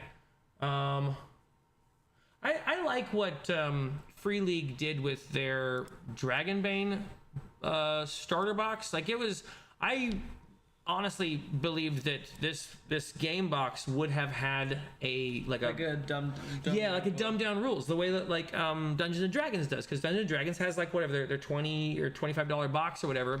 And it's like a $40 box. No, I think if I remember, it was cheaper. I thought it was also expensive as well, but I think someone on here corrected me and said it was only like $25, and that's probably right. It was the Ice Storm Icefire Peak. Okay, why are you putting this here? Look at the difference in quality between, like, that was like 2 or 3 months ago, maybe 4 months ago, compared to now, the painting quality. Yeah, that's pretty good. Wow. Like that Yeah, one's garbage compared to this. You're getting better. So I mean, okay, maybe you need to touch that guy up or something. Keep going. Yeah, I can. Well, let's see. Where are we at? Dozen different. Okay, so Crafty Matt says he's got about a dozen different arcade sticks that he has restored or built. You have a wall in your house? Take a picture of them. I'd be interested in looking through them, or like looking at them. Let's see. Square Peg said hello. And then most expensive TTRPG book that Matt has got that he's paid for is the Dune RPG. It was $1,000. Oh my goodness! Wait, what? Hold on, I'm gonna look. Okay, was what? Okay, I did not even know there were $1,000. Okay, you said, but it was hand wrapped leather with a brass plate. Wow. Okay, Dune RPG. Dune. That's insanely expensive. RPG. I want to look for brass and leather. Brass and leather. It's probably like. Is this like? Is this like a Kickstarter or something? Dune Imperium. Oh, okay, a Modiphius game. Okay, I did see their Dune Saga in here. No, this is obviously not the one that you got because this one is only like $40. It's now only $40. No. This is not. Okay, he's describing. That's like a collector's item. That's like $3,000. He's describing. Hold on, let's see. Fantasy, horror, sci-fi. Let's see if they have Dune. It's probably the same page I was just on. Okay. Yeah, I'm not seeing a collector's here that's worth that much. So I'm guessing you got like a limited. Oh wait, here we go. Is this? I want to see it. Dune. Okay, 500. This must be it. This must be it. No, that's definitely not it. Well, maybe this. Okay, hold on. This is. It wouldn't go down half. No, but this is in pounds. Is this pounds? That's the pound symbol, right? So no, but that's not half in price. It's like 2.6 to 1. So this is about $700 or $800. Okay. I mean, I don't know what it is in the current economy, but back in the early 2000s, it was 2.6 or 1.6. I don't know. Whatever. Okay. So this must be what he's talking about. Sold out. So I'm guessing okay. So since it's sold out, he got something that no one can get again. This is like a collector's edition of the book. That's not the right version. You don't think that's right? No, definitely. Dude, I'm looking at like a brass and leather thing. Crafty Matt, is this the thing you got? If this is the thing you got, let me know, because like that's crazy. Are you a big Dune fan? I'm actually watching Dune in school right now. Have you gotten to the second movie yet? No. Well, do we own it? No, we don't own the second movie. Yeah, we need to buy. I'll pick it up when it goes on sale. Let me see where I was at. I was over at Warhammer. Okay, Exalted Funeral. So yeah, I just reached out to Exalted Funeral and they were so chill. So there's another site I looked through and got to see like all their like a bunch of their different stuff, and I thought it was a really interesting business model where it's a company that sells a bunch of other companies' games, and maybe they have a few that are in-house or whatever, because it seems like they make the oh my goodness, what's it called? Old School Essentials. They make the Old School Essential game, and I think they're also Dungeon Crawl Classics. No, they don't do Dungeon Crawl.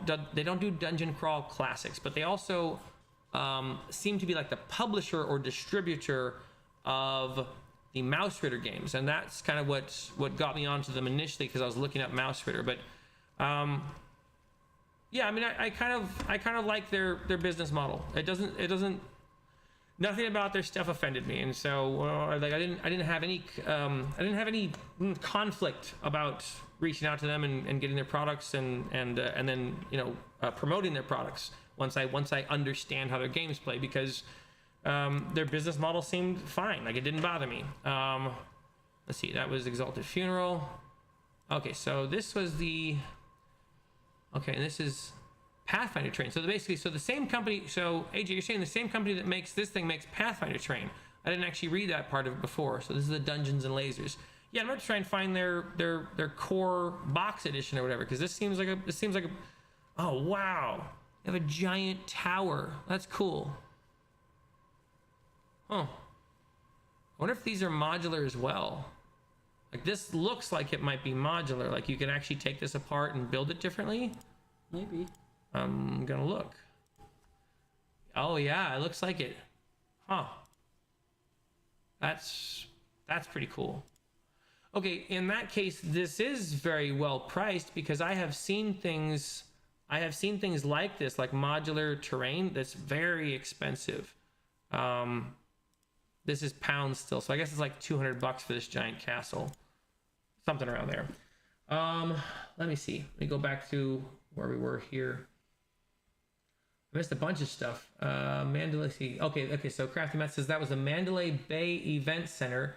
It was 5,000 SF6 entrants. Okay, so 5,000 people trying to play and 4,000 Tekken. Street Fighter. Street Fighter 6 people and then 4,000 Tekken. Wow. So Street Fighter is a more popular game than Tekken. I think that makes sense. Yeah. I always figured that the quarter circle forward, quarter circle back mechanic type fighting games were probably more popular than like the Tekken system, which was kind of a weird system if you were used to quarter circle forward and backward systems. Guilty Gear. Okay, I played a little bit of Guilty Gear, and there was about 20,000 people in the tournament in Las Vegas. Wow. Okay, so were those two different tournaments? Let's see. Inga Thomas says, I don't usually buy books in waves. Okay, well, so I'm sorry, but I usually buy books in waves. So it's unusual. So it's usually somewhere around $100 to $200 for a bunch of hardcovers and softcovers at once. That makes sense. And I've been thinking about that for like Dolemwood. If I can't get a copy sent to me for review, then there's definitely games where I'm like, okay, I'm still interested in this or whatever. I think this might be a good fit for a family or something. So I'm totally willing to spend the money on it. But I have to also do it in waves at times. Crafty Matt, TSL Frontman says, thanks, Crafty. AJ, okay. Want to have a pay what you want, complete printable version of another slightly prettier one with cost for my next $20 to $50. That's for your next edition. $25 is reasonable. Okay. I want to have a pay what you want. It's where you. No, I know what you mean. I wanted to make sure I understood it. That's really cool. I like those, and I think that's a good way to get like a fandom around your thing, because you'll probably get people who are like, yeah, this is easily worth $20, and you'll get people who are like, I want to give you the money. And I think there's definitely something to making your business model customer centered. Tori said hi. Okay, so don't pay what you. Let's see. Okay, don't do pay what you want. AJ is suggesting not to do pay what you want. I know the spirit of it, but don't set the price. Trust me. Okay. And I can understand that position as well. Okay. I think there's a point to what AJ is saying, and that point is. You'll get a lot of people who just are like, okay, it's free, so I'm not going to pay anything. You might get people who are like, look, it's free, I'm not going to pay it. But those are probably going to be the people who would just take a free PDF anyways. If I get a PDF sent to me free and I like the system, I will buy the system, or I will message the company and ask them if they'll send me one for review. And if they won't, then I will buy the system if I like it. So, but there is also something to, all right, if you make a game book and you want to charge $60 for it. Especially if it's like a complete thing, like it's fine. It's worth $60. It's mostly a matter of like finding the people who are interested in that thing. Let's see. My goal isn't to make money, but to be accessible. I'm more interested in my game, not circulating it because it seems, circulating because it seems cheap because it's free. Okay. I wanted a fancy supportive price for people who care. Tori says, yeah, 40K is just too much money. What game is TSL? Okay, I'm guessing he was asking about the game that was on the cover at the time.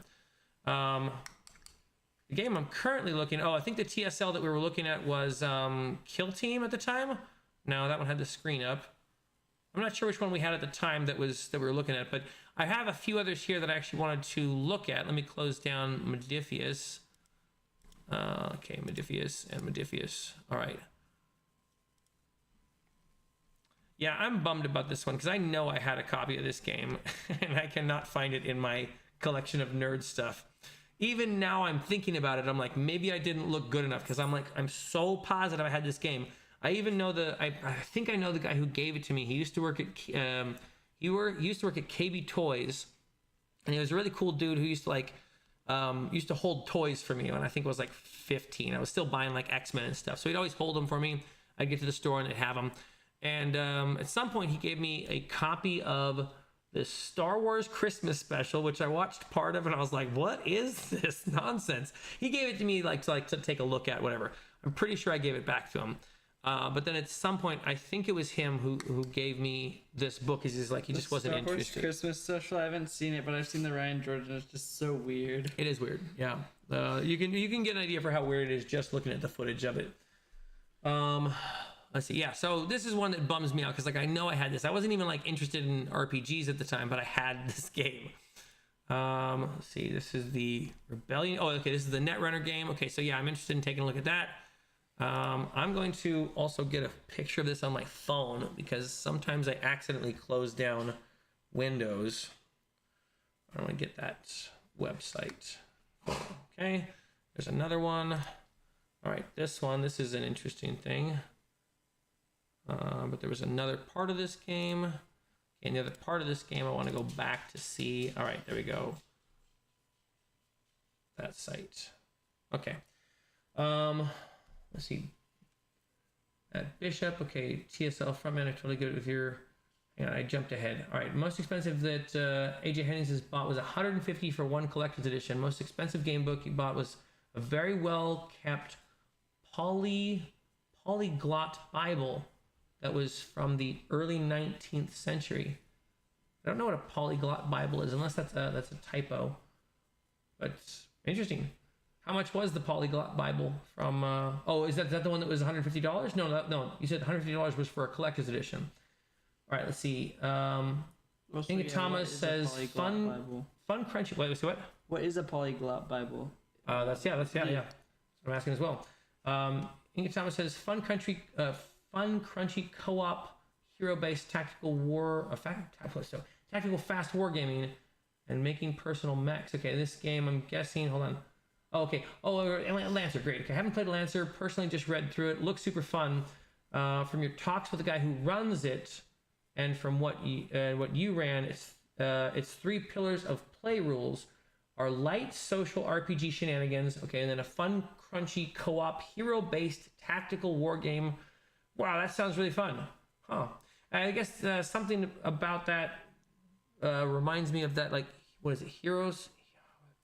There was a video game where you're playing in World War II, and it was kind of I can't think of any names of video games anymore. Whatever, it was like an RPG tactical shooter World War II game with anime characters, and now that's coming to mind with the Lancer idea. Let's see, Crafty Matt says there's a second printing. Got the first print of the book, and yours was the 7th book made, so they numbered them. Wow, okay. AJ Henning says at Bishop TSL frontman, okay, he totally gets it. Give your PDF with your hard copies. If you have a mailing list, you'll sign up and buy a book, and you do. Okay. Let's see. Ingatama, personally more interested in a game with a free download and a book that costs money, then pay what you want. It seems more confident in quality, like cheap versus market price voice lessons. Okay. Like cheap versus market price voice lessons. Yeah, that makes sense. And you know what? I've seen a few different business models that people are running. Obviously there's the Dungeon Coach business model where it's look, I made a book and you can get it for $60, but I also made $700 worth of other stuff, and maybe you want to get that stuff too. Right? Obviously there's a bunch of different people doing a bunch of different business models for this thing. I think if different people are making different points, I don't know if I have a preference of the thing. Since I'm interested in looking at all the different systems, there's definitely no way I can buy them all. Right? I've already made that concession. I can't afford to get all the systems I'm interested in looking at, but I'm also interested in looking at more systems than I am interested in playing, so that I can make a video like I made on whatever it was, Saturday night or something, about my experience playing Dragonbane. Because Dragonbane was a great example. That's a game that I might go back to multiple times. I really like Dragonbane. This guy liked it. Landon liked it. Lex, I don't know if she cared about it. I think Yeah, that was actually someone in the comments mentioned like, hey, why don't we just stay with Shadow Dark, because like our players are liking Shadow Dark. And let's see, I like Shadow Dark. I enjoy running Shadow Dark. It's very interesting to keep that game running. Most of the time we have good game sessions and my players have liked it. And so there's really no reason for me to find a new game for Saturday night. A bunch of people made great recommendations. Hey, why don't you just build a pet system? Someone made a recommendation saying, hey, why don't you take a little more of a look at the Ranger class because it has pets? Okay, all these were great suggestions. Because I'm not running it as a grim dark game, I know that I can just keep running it and run it like, kind of fluffy and light. And we all kind of like that. And they seem to like it, and they're fine with that. And we don't have to use intense torch timers, and I don't have to make like all the dark and like, hey, you got disadvantage on all your rolls. So we can still play it the way we want to. I totally understand that. But some of the way I sense their play style is like they seem to want more of a build to their characters, right? And like Shadow Dark doesn't really have like intense character builds. Like you get a lot of randomness in it. I'm even probably going to consider, or I'm even probably going to just, have we already just rolled a D12 instead of 2D6? Yeah. Okay, we even already started rolling started rolling 1D12 instead of 2D6 because I was like, they're not just going to want a constitution or a strength bonus every time they level up. They're going to want something different for a diverse play style. And so anyway, so going with what I can sense they like about system, there was something about Dragonbane that was a little bit more interesting as far as character building than Shadow Dark. Because it felt like D&D character building, but each step was actually like a huge increase in your character. And then in your character, how so? Like how your character played, like you mean like uniqueness? Yeah, like you could choose one thing. Sure. And then if you chose a different thing, that'd be like a completely different type of character. Sure. And then if you chose another thing, that could completely separate your character into a new thing. Like, right. Each step made a huge difference. Impact on how your character played. And then also some of it was like, you could easily kill our characters with, like, if you had made that an ancient dragon, we would have been destroyed even more. Sure. And we were messing up that dragon pretty badly. Right. So you got to have like that crunchy, fun D&D combat, but it was faster. It wasn't like you didn't know what to put up against us. Like a adult dragon was an even match. No. So I hadn't figured out the mechanics of the system enough to like. I kind of had some ideas when I was looking at the character creation process. I'm like, okay, these are characters. Like this character who has the tidal wave thing could easily wipe out like 10 or 15 models at the same time. Low health models, right? Like obviously they're not going to be taking out like multiple dragons, but if I just throw goblins at them, I can throw like 40 or 50 goblins. And so I started doing that. I think you ended up throwing like 60 goblins. Yeah. Once so this was somewhat a play test, but it was also like, hey, what's this system? How does it work, right? And so there was things I liked about Dragonbane more than Shadow Dark. Mostly, though, it was the character uniqueness factor. Like designing a character was very interesting. If I were to continue playing Dragonbane, I probably would take the suggestion someone made in one of my comments where they said just don't have the rolls unless like it's like a life or death situation. Like if it's under stress, assume the characters can do the thing that they want to do unless they're under stress. And I'm like, okay, yeah, that's actually a reasonable suggestion. That still could be a lot of rolls. And but the thing I really have liked about Shadow Dark is the system has made it so my players do interesting stuff. And so Dragonbane is not quite it, right? Because it's like my players just played. The best thing is generally to attack. Yeah, my players just played the I hit the attack button game. My players just played the I cast the tidal wave. Like I think Landon cast tidal wave 3 times. It was so effective at wiping out small groups of enemies. He just kept upcasting it. He kept casting it by 6. Like he upcast it twice. And then he rolled for 6 mana. 20, so you just did 0 mana. Right. So he made 0 mana cost, so he got to keep casting it. Right. So it's kind of a game where the characters will play the push the button, right? Which means that anytime I'm playing, exciting to roll. It is okay. So it goes there in a system I would go back to again, and I would probably just break out the core box to play the adventure that comes in the core box with people. But that's not like I don't want that to be my Saturday night system. Just for various reasons. And one of the reasons I thought of was because of the way the bestiary book works in Dragonbane, and because of like how you can kind of just fall into the roll the d6, that's what my dragon does. There was actually a turn where I went, wait, ooh, I think I actually wanted to have the dragon do some negotiation or talking, but I just rolled the dice and missed out like on an opportunity to build story. That's my fault. I don't think the game made me do it or whatever, but generally when I'm playing Shadow Dark, I'm playing the narrative aspect first and foremost, and then I'm playing the tactical war game secondary. And I kind of like that. I think I prefer that. But there is still something lacking in Shadow Dark. I don't know exactly what it is. You know, it's like some kind of completeness to the character design or something where, and that's the thing. It's like, maybe I'm not going to find it. Everyone says you can't find the perfect system.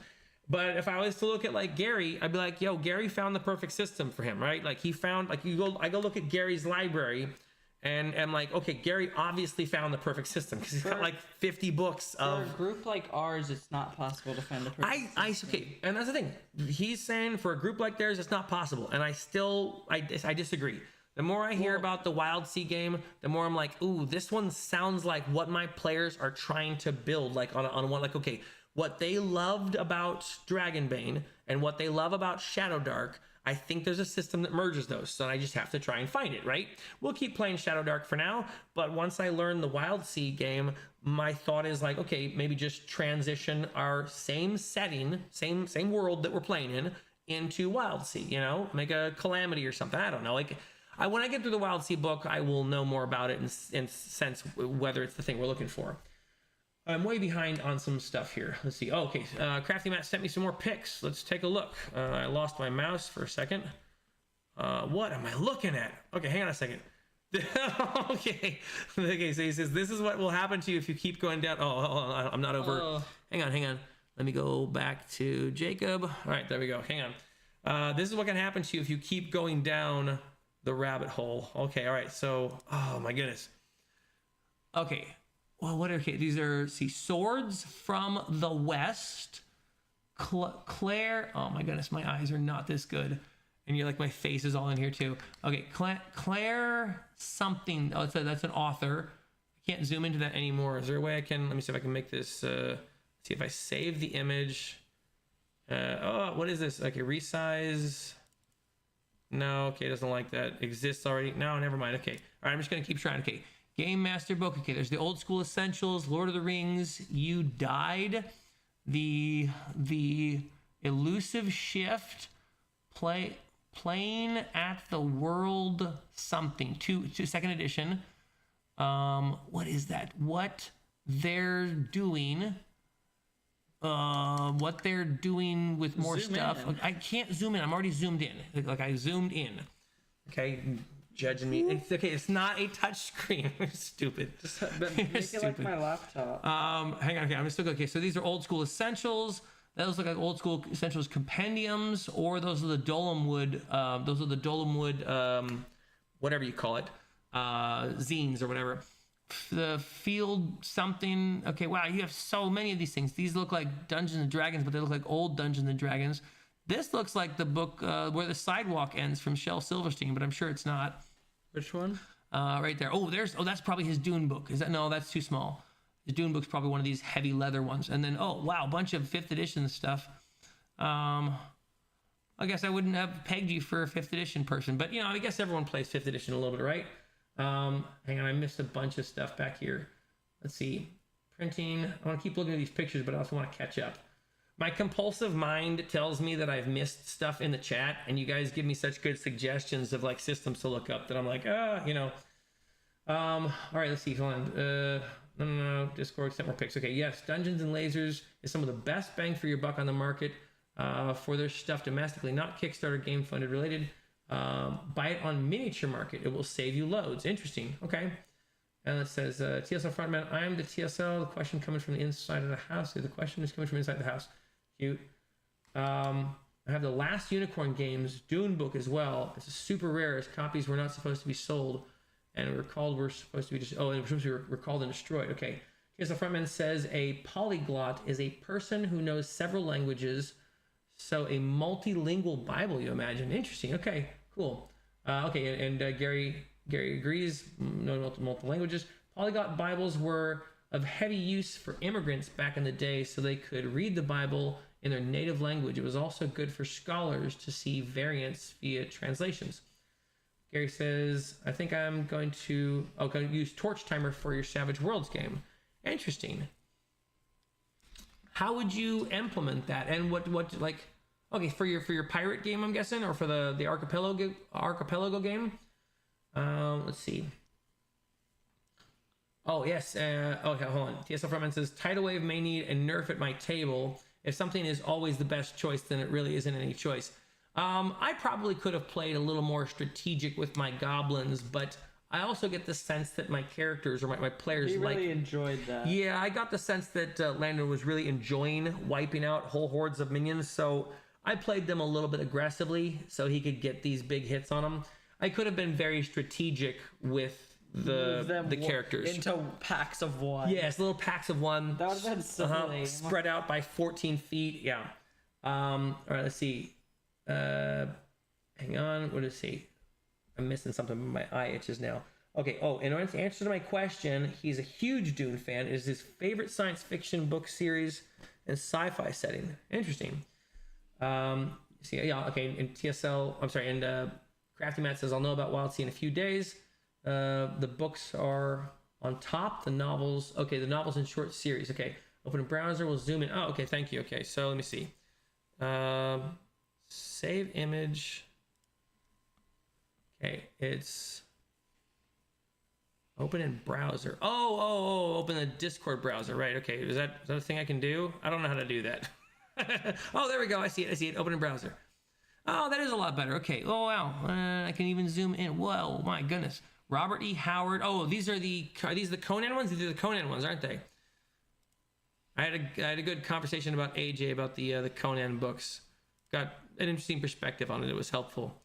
Hellboy. It looks like Hellboy right there. White box. Oh, okay. I've heard about people talking about white box. Let me pop into some of the other places I couldn't read things. Over here. Another Robert E. Howard. So I'm guessing that's Conan. The High Crusade. And this was Plain. Hold on. Plain at the World. Can I? Oh, there we go. I can go up and down. Okay. Plain at the World. Huh. I've never heard of that. You have a lot of stuff I have never heard of. Your best game ever. The Master Gate. Maze of the Blue Medusa. I'm guessing most of you guys know what all these things are. I'm just this feels like looking at someone's VHS cult classic collection of tapes or whatever. I'm just I don't know any of these things. All right, hold on. Let me go to the other picture. Go back to here. Oh my goodness, it's even more of a monstrous collection. Okay, hold on. Okay, so I think Forbidden Lands is on its way as well. So I mean, I'm excited. I'm gonna get a bit of a look at Free League games, so that I might get to look at all their systems enough to go, okay, I understand what Free League games are, and once I understand what Free League games are, I can go, I kind of know who these are for, maybe like that. I mean, that's my hope, right? Wow. Okay, John Collar? It looks like John Collar. Oh, there's Dune again. Yeah, there's Dune, Agents of Dune. Let's see. Okay, and then there's all the Free League games on the top there. There's something here. Burning Wheel. The Burning Wheel, I don't know. That one I have heard of, but I don't know what it is. There's Conan Adventures from Modephius. Okay, original Dungeons and Dragons. Well, that's a cool book. Oh, and then DCC RPG. Is there some kind of order to what you have? I mean, I can see there's certain types together, but are they alphabetized or something? What do you... I see this kind of organization when I go to the game store as well, and I cannot figure how they've organized it. Wow, there's a bunch of Dungeon Crawl Classic books and Mouse Ritter. I didn't realize there were 3 Mouse Ritter boxes. That's cool. Let's see, what is this? That's going to be that looks like 2 years. That looks like Hellboy. I mean, this might be me. Okay, I already saw those. Over here. Whoa, oh, whoa! No kidding. You got all sorts of Conan books. Oh my goodness. And then Dune. Okay, and then Octoon. What is Octoon? I have seen that one, I think, at the game store. Aliens. Okay, you have Coriolis. Man, you like the Free League stuff. Or okay, would I be correct in assuming that you like the Free League games? I realize I'm behind on some things. Okay, open a browser. Thank you. Okay, sometimes abilities need a table nerf. He says he's banned Mold Earth at all of his 5e tables. I didn't realize Mold Earth was overpowered. Cracked Matt says he used to run 5e for a school club. Most of those 5e books were gifted by students and game stores for running games for them. That's nice. He says, oh, okay. And he's also saying, click below for the visually impaired. Yeah. You might add a risk associated with casting Tidal Wave then. Even a 1 in 6 chance to knock the caster on his butt or stun him, for example. That's interesting. I think that the important distinction was Landon even said he would make a character that couldn't do Tidal Wave because he could tell it was like a pretty useful spell and it just did a lot of like knocking people back and like a bunch of damage and like in a sweep, right? So yeah, it might be a power that needed like some sort of nerfing. Anyways, I think the point was like we liked Dragonbane. We had a good time playing it. And my players enjoyed it, so I could tell that there was something about that kind of character development that my players liked. Am I correct in that? Like, you liked the character development in Dragonbane more than you liked the character development in Shadowdark. You mean like the character... What do you mean by character building, not like the role-playing part. Like, you guys are obviously playing way better in Shadowdark with, like, playing as your characters, but I'm guessing you would like a little bit of a skill tree or something. Yeah. You know? And I guess that's what. But Marshall was arguing against. No, I know.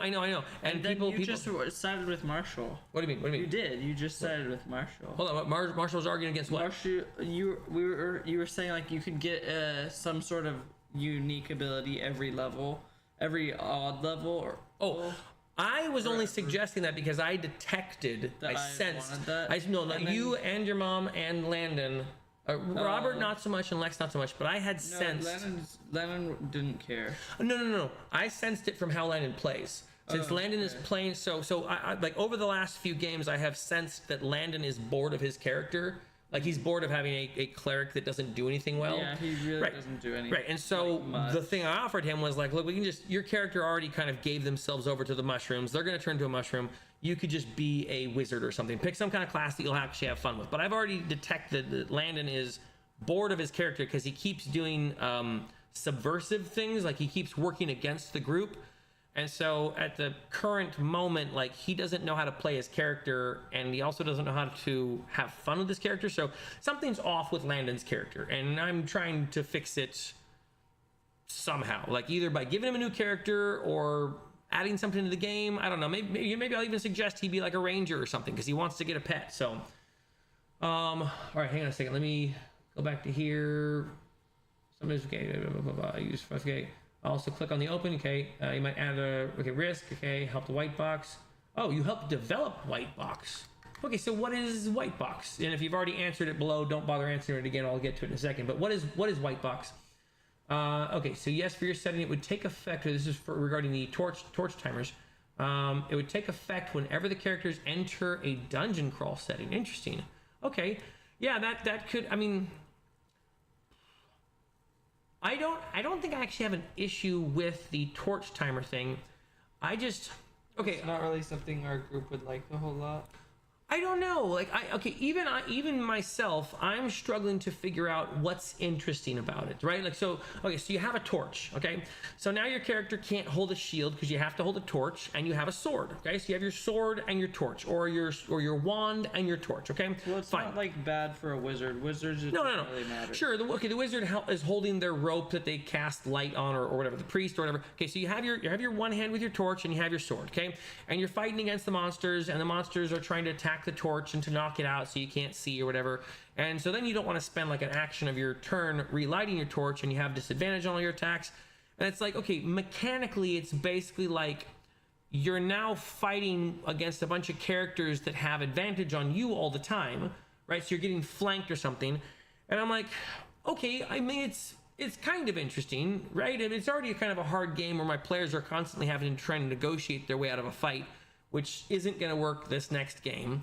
But finally, I can actually Murder some people. You're welcome to try. Okay, this guy almost died last game. He's at like, well, you're at 2 hit. Oh no, Landon healed you. That's right. Yeah. Landon's character that Landon hates just healed you, so you're gonna live. All right. Let me go back here. See.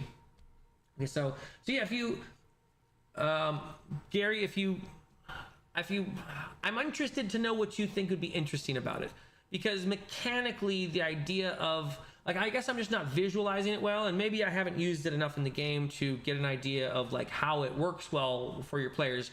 I don't know, there's just something about it that seems like, okay, now you guys get to roll dice and pick the worst odds. To me, that's not very interesting, I guess. And that's why I haven't leaned into it so much. It's certainly something where if my players were in a situation that they couldn't negotiate their way out of, that would be something that would likely give us a total party wipe, right? Like, okay, the torch is blown out, and now you have a character who needs to relight a torch, and so everyone's getting attacked and has disadvantage on their attacks, and so like that's sure that's some chaos, but like, I don't know, I guess maybe I'm a little too nice to my players. That might be the case. It might be that I'm just too nice to my players and I don't know how to implement those type of rules. I might just have to want to get a total party kill. Well, okay. So there's an idea. Okay, so let's say you get a total party kill. That, you know what? That's a great idea for a video. I'm gonna write that down. How do you come back from a total party kill? That's gonna be a video I make maybe tonight when I'm done with this one. I'm just gonna ask that question. I still need to get to everyone's answers from their spooky stories. No one answer it now. Yeah, don't bother putting it in now. But you know, I'll make that video, which is like, how do you come back from a total party kill? Because I'm interested to know. And that's the thing I'm kind of afraid of right now, because I don't have a, like, okay, we're not in a West Marches game. I know that a West Marches game would be the answer to a total party kill. But let's say that you're not currently in a West Marches. While I have the question in mind, let me try and find a note card that doesn't have 10 things on it. Do you see any note cards over there that don't have 10 things on them? Right in there. There should be note cards, I think. If there are not, I guess I'm going to write on the back of one of these things. Oh my goodness, I've already started writing on the back of these things. Okay. Yeah, so Gary, like, what would you, like, what is it about the torch timers that's so interesting? And maybe I've already answered the question. I guess it's interesting to have the potential for a total party kill. Yeah, that might be true. And I'm afraid of doing that because I don't know how to come back from it. All right, let me see. AJ Hennings. Okay, so Actun Cthulhu is fighting Cthulhu in World War II. That sounds crazy. Huh. Interesting. I have seen a World War II Cthulhu game. I guess that must be the one that I saw. I just didn't remember the name for it. Your favorite fantasy setting is Conan's Hyperborea. I found that game. I just haven't gotten one yet. So and it also seems interesting because, you know what it looked like? It looked like He-Man. You know, like Hyperborea just seemed like He-Man. You know, because it's like lasers and and pantily clad dudes with broadswords. I don't know. There's something about broadsword. Yeah, there's something about He-Man that looked, or something about Hyperborea that looked like He-Man, like maybe the cartoon or something. All right. Okay, Edgy Hennings. Okay, I think you've heard. Okay, I think I've heard of it. Oh, it's a D20 game. We're probably talking about. Oh, there we go. Darkest Dungeon. Okay. We've heard of Darkest Dungeon. So Darkest Dungeon's a video game, right? Yeah. So it's the video. Is there a TTRPG of Darkest Dungeon? Because otherwise, I know Darkest Dungeon. It's the one where like the narrator is just constantly like, the fighter clings to his sword, but you know, and like the narrator is constantly telling you about like what terrible things, a devastating attack. And my friend Marshall from Thailand, when he used to live out here, he used to play that game in my house all the time. I started a game, just didn't really get that into it, and Marshall loved it. I think he played it through like twice. He was really good at the game. I was not. Let's see. Crafty Matt says his shelves are unorganized. Oh, sorry, no. They're organized by publisher. Modefius on the top, then Free League in the middle, and TSR, D&D below, Goodman Games and DCC on the upper left, and Chaosium in the middle left corner. Okay, so you organize them based on developer or publisher or whatever. Okay, let me write down the question. How do you recover from a total party kill? Or come back. How do you come back from a total party kill?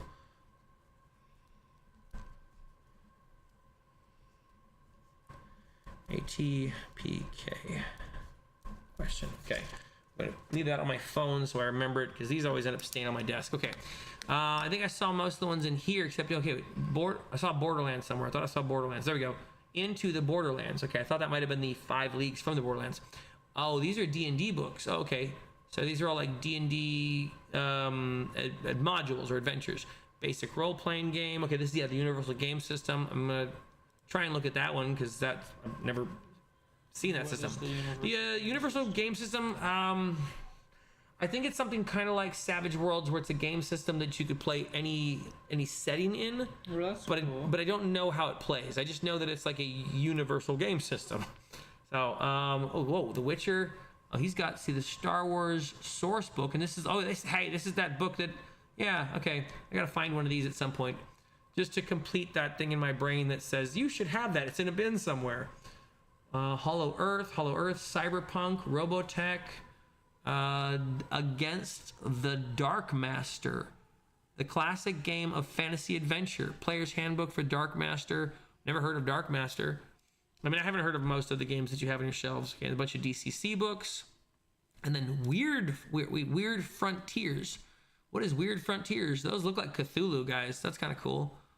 Hyperborea. Okay, and then Stars Without Numbers. Yeah, that reminds me. I gotta try and. So you have those books. How did you get the books? Because I've only been able to find the PDFs for those. I think I actually even got the PDFs. Yeah, the PDFs were they free? I think I got the PDFs free, and I don't remember how. I'm gonna have to figure that out.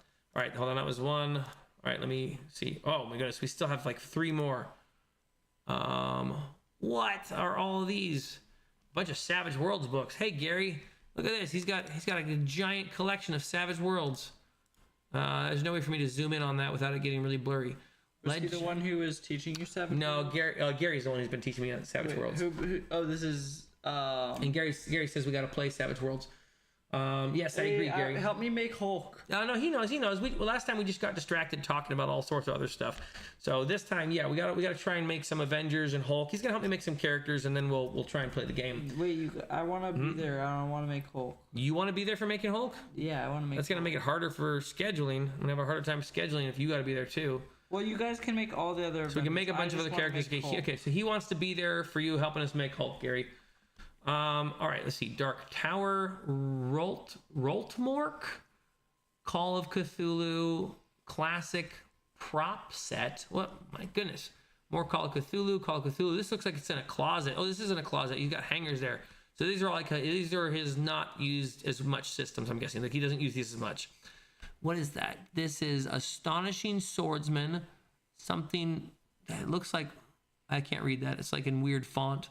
Game Master's Guide, Battletech, the Starship Warden, the Dark Host, Springs Island.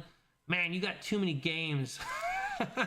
Yes, I think you're right. I'm doomed. That's what you're gonna be. Yeah. You. I'm doomed into this. Oh wow, here's the other side of his closet. Whoa, oh my goodness, that's a lot of BattleTech. So hold on, so you have all those BattleTech games. Do you paint any of those miniatures, or I don't know? Do you just use? Yeah. Cubes. Oh wait, hold on. I wanted to go back to that. Wait, who's the person who just use cubes? This is Crafty Matt. This is his collection of stuff. So, I'm guessing his thing is his thing is more. Oh, hey, I know that game. That's the monster dungeon monster game. We have that. We have that. We have that game on the shelves. No, it's not. No, it's downstairs in the closet. Oh no, it is actually there. Monster Mayhem. It is. I don't need to compare. It's okay. I'll be okay. Let me open this in the browser so I can zoom in on these down here. I cannot read any of those. Something 16 dungeon kit. Otherwise I can't. Helvelkezia. Helvekezia. Yeah, I can't read most of those. You got too many books, Crafty Matt. You have a ton of books. Hold on. There's like one more I want to look at here. Okay. I can read these much better. Okay. Creature Collection. Living Greyhawk. Is it Gazetteer? All Flesh Must Be Eaten. Oh, it's like a zombie game. So zombie game. Have you ever played any? Let me go back to your first picture. Actually, hang on, because I want to see if you have the Walking Dead games. Let me see this one. Have you tried any of the?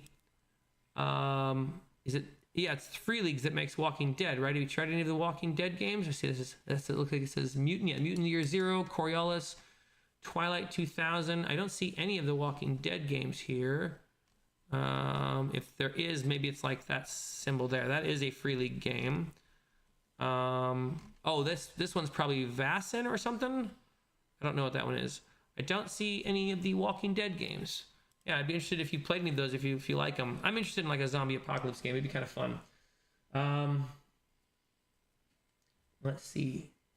You got books off Kickstarter. Okay, Weird Frontiers is DCC. Weird West. Okay. TSL Frontman says the similarities of those two in particular is quite funny. Almost couldn't tell you which influenced the other. Okay. The other picture is not as organized. He just says he doesn't paint the BattleTech miniatures, he just plays them, and he does not have the Walking Dead. Not a fan of the Walking Dead. You're like not a fan of the series or not a fan of the game system. I can understand not being a fan of the series. It was an okay series. And if the game system is basically like, hey, welcome to playing the. Not a fan of zombies. Okay, we're not a fan of zombies. Well, he had a zombie book, but I guess it's a good point because the zombie book was in the closet. So AJ recommended this game system to me for like a miniatures game. So I'm gonna look into that. But what game? This one, the Space Lasers, Dungeons and Lasers, which looks interesting. Let's see. Hold on. Oh yeah. So see, AJ says sorry about the confusion. Yeah, Darkest Dungeon just has a really good demonstrative way of handling torchlight, and it's ticking down. I forgot all about the torchlight in that game. It's been a long time since I played it. I mean, I was a fan of it. I just wasn't good at it. Like I thought it was.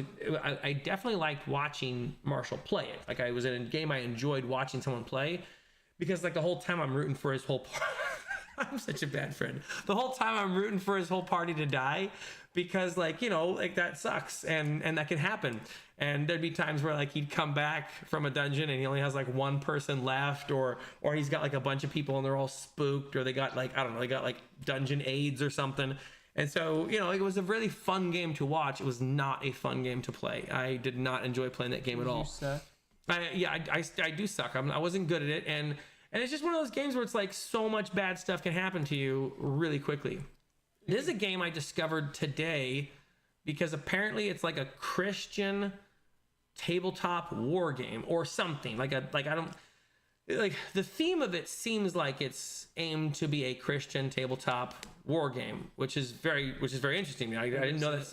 It's called Deliverance. Like I've never heard of this. Okay, so it's like Deliverance, the Council of the Fallen. I guess it finished its Kickstarter already, and so they've actually already you can get it already. Okay, and it has like let me go back to the shop. It has like essentially a starter box, and it's $90 for a starter box. It doesn't come with the miniatures in the starter box. So if you want the miniatures with the game, it's $90 plus 25. So what is it, like 115? Yeah. That's not too bad. That's the same price as like as a Cyberpunk game. Okay. But if you want the mat with it, which is this really in millimeters? Oh wait, hang on. Okay, there's inches. Okay, 44 by 27. So it's a wide. It's like a slightly wider mat. Okay, I'm guessing. Oh, it's a neoprene. Okay, so $50. Okay, so $170 for the whole thing. Either way, I'm interested in taking a look at it because the game description was pretty interesting, actually. Like, it wasn't just a tabletop war game. It was like a tabletop cooperative war game where you could play like 4 players playing as like angels, and you get to like fight against like these demons or something, which is like, hey, that's a cool premise. Anyways, I just found this guy's channel today. I think he's actually continuing. Hold on, let me go to his channel. YouTube. Deliverance. Anyways, yeah, I was totally interested by this, and I was gonna try and get a hold of him, and I kind of wanted to talk to him and ask him like about how it's been making a war game or whatever, because like it seems like it's one person making this thing, which is interesting. I can hear Riker losing his mind back there. Deliverance. There we go. I don't want the movie. I know that's gonna come up. I'm gonna say game, because otherwise I'm gonna be fine. The game. There we go. Deliverance game. What's the Deliverance movies like this? Like, oh my goodness, it's like a movie where these 2 dudes are like traveling through like Louisiana, and they get caught by hillbillies, and they're like tortured and stuff. Bad things happen. Okay. So apparently a bunch of people. Deliverance review. You thought being a human. Okay, so a bunch of people are taking a look at this game. Okay, so this, yeah, I just saw it today. I think this is actually the video I saw it. Apparently, there's like some sort of influencers, woke influencers that are mad about this or whatever. I haven't seen any of the people mad about it, but this guy says they're mad about it. Let me try and find the actual guy's channel, because these are all people talking about the thing, but not the guy. Nope, still people talking about it. I think his channel is actually, did I pass it already? I must have passed it already. No, okay, so when you look up this dude's game, you don't find his thing we first. found people mad about it. No, first you're actually finding people like explaining the game. So he's got a lot of people like actually explaining how to play the game. Oh my goodness. All right, well, he has a channel, and he's only got like 600 subscribers or something like that. Game, what I'm just gonna list like TTRPG, no, it's a tabletop war game. Channel. Spelled channel wrong. Now I spelled channel wrong again. All right. Deliverance War Game TV. That doesn't seem right. No. Good thing Aaron. Oh my goodness. Ekron the Relentless. I feel like Aaron. What's that? Aaron the Relentless. What about him? Here to judge you for your bad typing. Oh yeah. My terrible typos. Yeah, he is. I'm okay with it. All right. I have no idea. My stream is coming up before this guy's channel. Like, that's not fair. Wait, you found I'm your pretty own sure I stream? subscribe. I'm pretty sure I subscribed to the guy. So let me see. Subscriptions. They're gonna be alphabetized, and I'm not gonna find any of the things I'm looking for. Whereas, how do I look at? Deliverance? Oh my goodness. Okay. Yeah, I'm pretty sure I thought it was actually just like here. Let me just look up Deliverance again, and I'm gonna find this stupid movie first. This is not what I don't want to be going through the movie. I don't know where it is. He must have on his website. Here we go. On his website, he's gonna have like a link more about something like that. Anyways, I want to find this guy's channel. Here we go. There we go. Meet Deliverance. That's probably his channel. Click on that. Play Deliverance. That's why I couldn't find his channel. All right. That might be a tactical error on his part. Because it's like if I'm looking up Deliverance and I don't find the Deliverance channel, okay, yeah. So he's got like about 700 subscribers or so. So some people are interested in his game for sure, and I am definitely one of those people interested in his game because I like tactical war games, and and the theme of it is also interesting to me. So I'm interested in like the War of Heaven type of gameplay thing. So I'm gonna try and reach out to him. But that's one of the games I found today just in my looking around on stuff that I hadn't heard of before. So I have a few more things to look up. Let me see. What was this one again? Right. Okay. So this was the Columbia Games game. Harn, right. The Harn setting. Okay. I'm going to put this a little further back. It's not a game setting. Hang on. Okay. And this is the Star Wars one to remind me to look up that one because I can get the source book free. Okay, cool. It is 11 o'clock. Should you be going to bed right now? Should I be shutting this down? You should be shutting it down. Okay, so you finish? Is there something you're finishing up before we get going? I'm gonna read a few comments here, and all right, let's see. Hang on. What did I miss? Okay, but download the photos and look through the games. Okay, ask me any questions. Okay, so Crafty Matt, thank you. I appreciate the offer. Hey, so Crafty Matt, are you okay if I maybe just call you on Discord at some point? Like, I don't mind doing the text back and forth, but sometimes the conversation that I can have with someone can cover a lot more things than the text conversation. So if you're cool with that, okay, cool. All right, that sounds a lot easier, especially if I have like 100 questions. In fact, you know what? I could actually just make a phone call just going through your library and asking you questions about the stuff in it. That would be interesting. Let's see, Darkest Dungeons. Darkest Dungeons aesthetics and style is very amazing. It can be pretty hardcore. And yes, okay, so you've seen Deliverance. Okay, I hadn't seen it before. That was like today was the first time I'd seen it. Here we go. What we looking at? Is his legs all done? Yes. I'm very proud of it. Let me flip this out into wide. Stay. All right. Oh no, it's gonna crash. Uh-oh. Wait, no, it's not crashing. Just the mouse is crashing. Come on, mouse. Come back. There we go. Okay. Oh. All right. We're good. We didn't crash. We're good. Go to the... Okay, what is this? All right, so what am I looking at? Go to the go to the wide camera? Okay. All right, we're going to go to the wide camera. It's all out of focus. Because it's over here focus. Let me get it in here. Let's see. All right. His face is terrible. Okay, so you're not finished with the face yet. Yeah, you did a really good job face.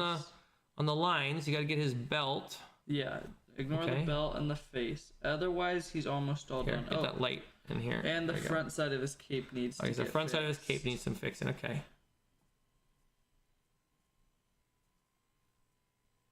Yeah, I did you a good job. I mean, his face actually doesn't look that bad right now. Let's see, I'd be done already. His face looks awful. I know, I'm kidding. I'd be done. I'd be done with him already. So he'd be looking good. I like his boots. You did a good job with his boots. His good job. helmet isn't done either. That's fine. Okay, all right. So you got a lot more work to do on him.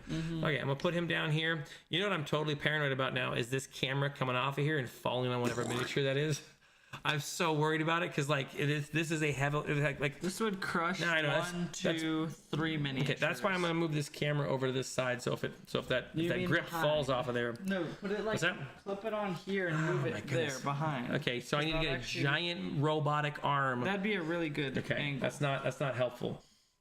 Ooh, a group chat on Discord. That would be cool. I did not know you could do a group chat. Hey, so Gary, let me organize my thought for a second. Yeah, that would be really fun. Hang on, but I have two thoughts, but let me get back to where I was because my OCD is telling me that let's see. Hang on. Seth is also an amazing drunk, by the way. Hold on, what are we talking about? Oh, okay. I have a friend named Seth, and for a second I'm like, do you know my friend Seth? I missed your comment up above. Okay, so Gary Wineham. Okay, it's an incredible fun game. Okay, Seth Sorkowski did a better review of it than you ever could. Okay, he's also an amazing drunk. All right, let's see. Hung out and played games with your group during Gen Con. Oh, that's cool. Okay, and that game you're talking about, okay, it's Hollow Earth. Okay. All right, then TSL Frontman said, Satori, I responded before, but had part of the web address, so YouTube cut it out. Okay. Regarding my own TTRPGs called Crystal Quest, I'll soon have a good enough printer-friendly book and then get it onto itch. TSL Frontman, is that the book that? Oh, that is the book that you sent me. Okay, I need to remember to print that one out. Thank you for sending that to me. I will print that out, and then I'm gonna do my highlighter work on it.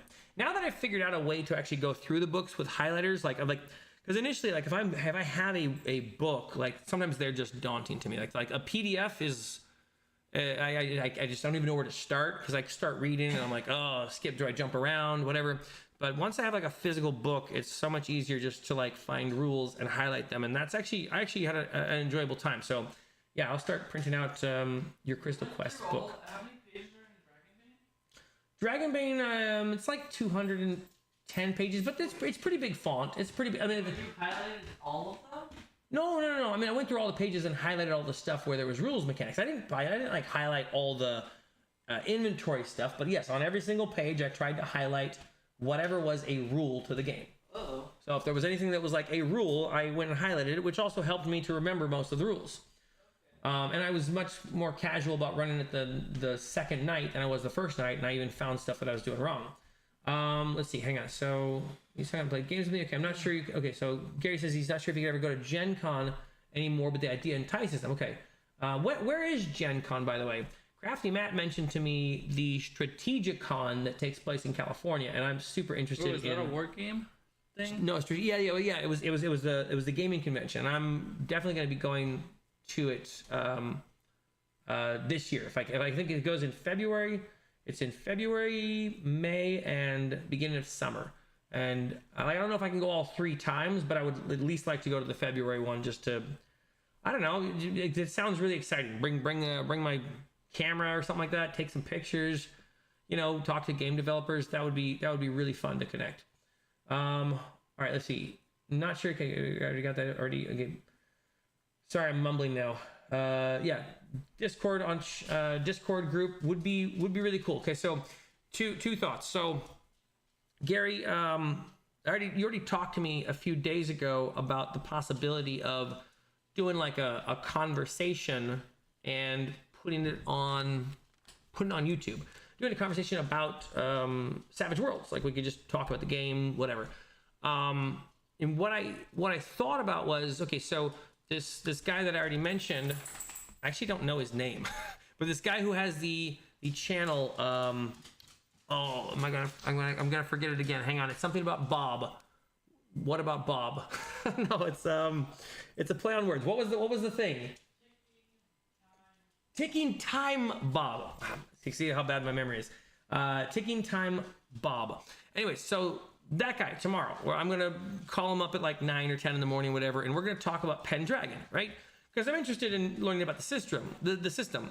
But at the same time, to me, like I got a bunch of questions about for this guy, where I'm like, okay, it seems to me like he may have found his forever system, and then I'm kind of like, why is that your forever system? Like, why do you like this game so much that you play it so much on your stream? Like, you've got like, you know, years worth of videos, as far as I can tell. I give us a lot of videos about this game. And I'm curious as to why that's his forever game, you know? Oh, I thought you were taking a shower. Okay. Just washing brush is good. No, not Bob World Builder. Ticking Time Bob. He's the guy who does Pendragon. So, am I saying it right? Pendragon? Yeah, the Arthur game. Anyway, so now that I've figured out how to do it, because initially I was like, I don't, you know, it's so much work. But I went and picked up a webcam today, hooked up a webcam to the gaming computer that I run the stream from, and so essentially what I can do is, here, let me see if I get the setup here.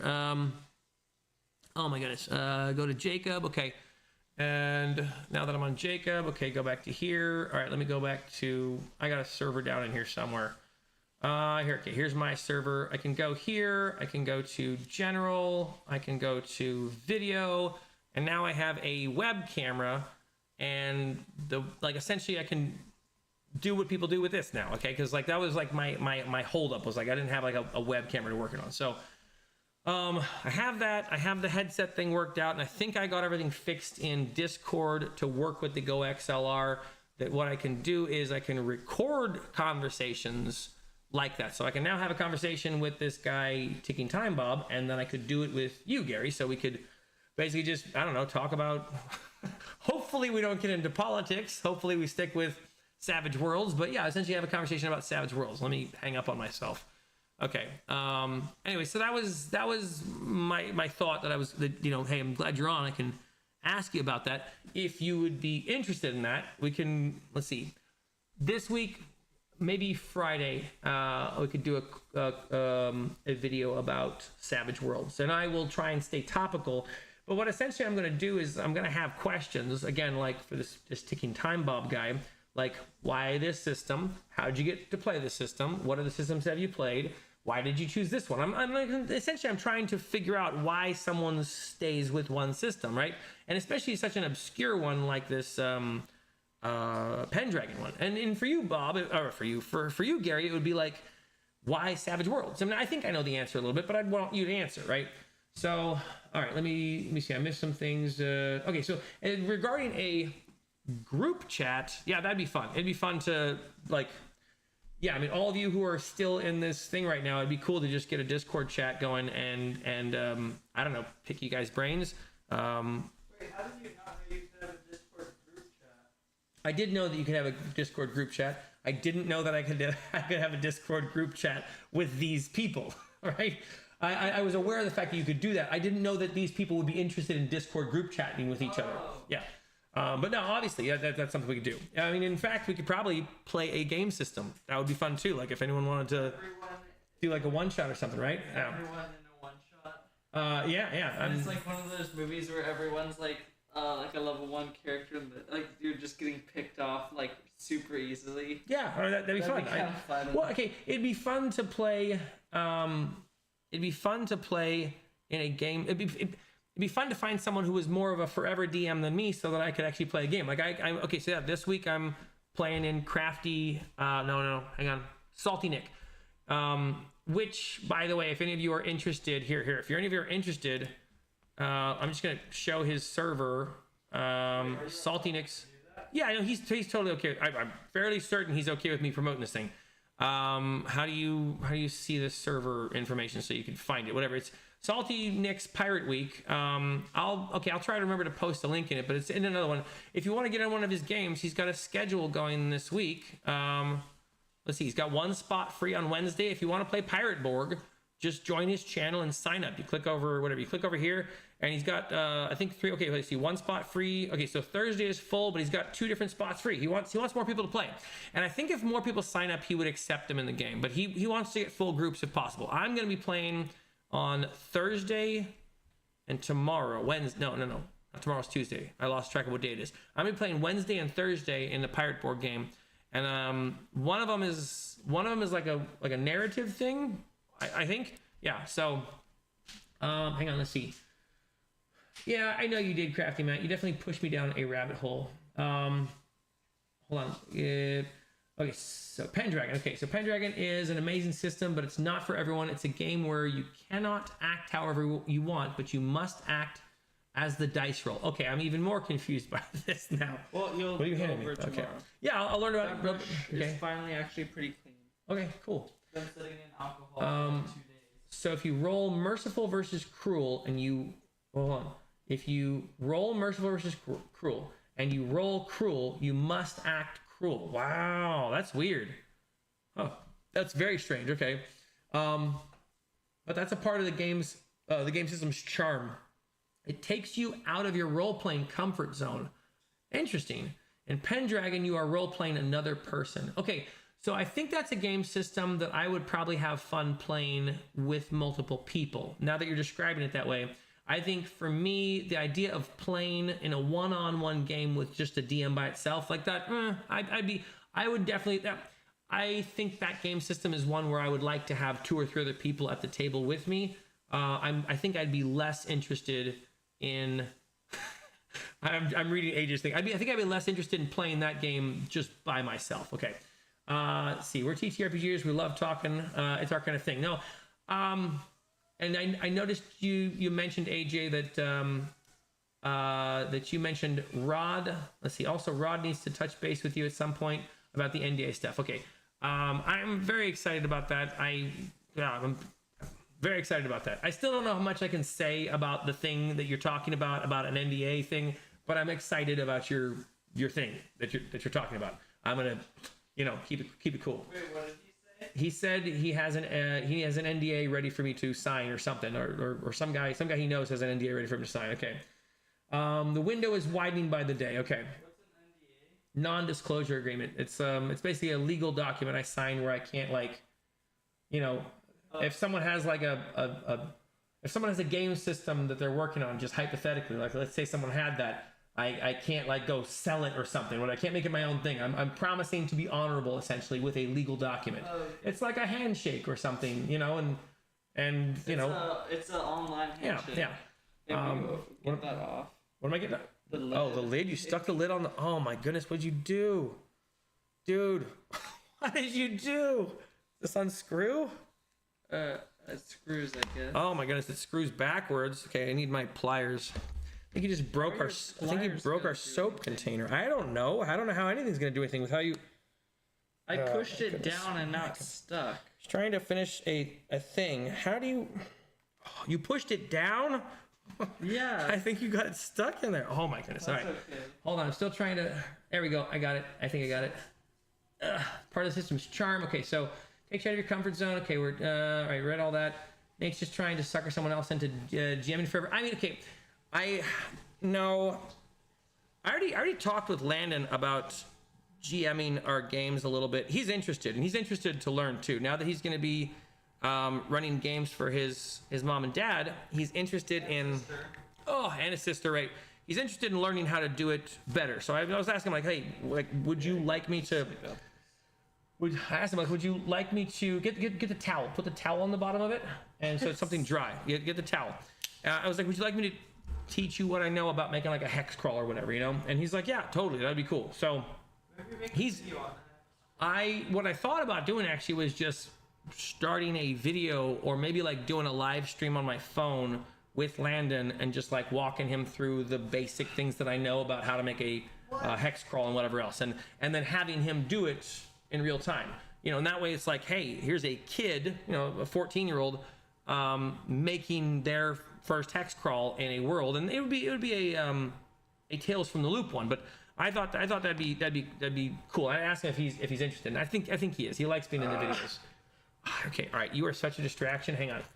There we go. All right. Oh, finally. Got it. Okay. Let me see. Hang on. Where was it? Where are we at? I lost track of everything. Okay. Yeah. Rabbit hole. Okay. That's why our group trades. Oh, okay. So Gary's. Yeah. That is a cool idea to swap GMs, and that's the thing Gary. That's the thing I thought about as well, was going like, hey, since we're in Shadowdark and it's like super chill to run this game, it's definitely a game system that if like let's say I enjoy playing. he enjoys playing. I've already asked Bishop; he's not interested in really running it. I'd be interested in running certain things, but not a whole lot. That's fine, and so I'm not leaning on Bishop wanting to run it, but Landon's interested in running it, and Marshall's a little bit interested in running it. Now that it's an easier system, I think Marshall will be interested in running it. Oh, I just realized I may not have actually shown Salty Nick's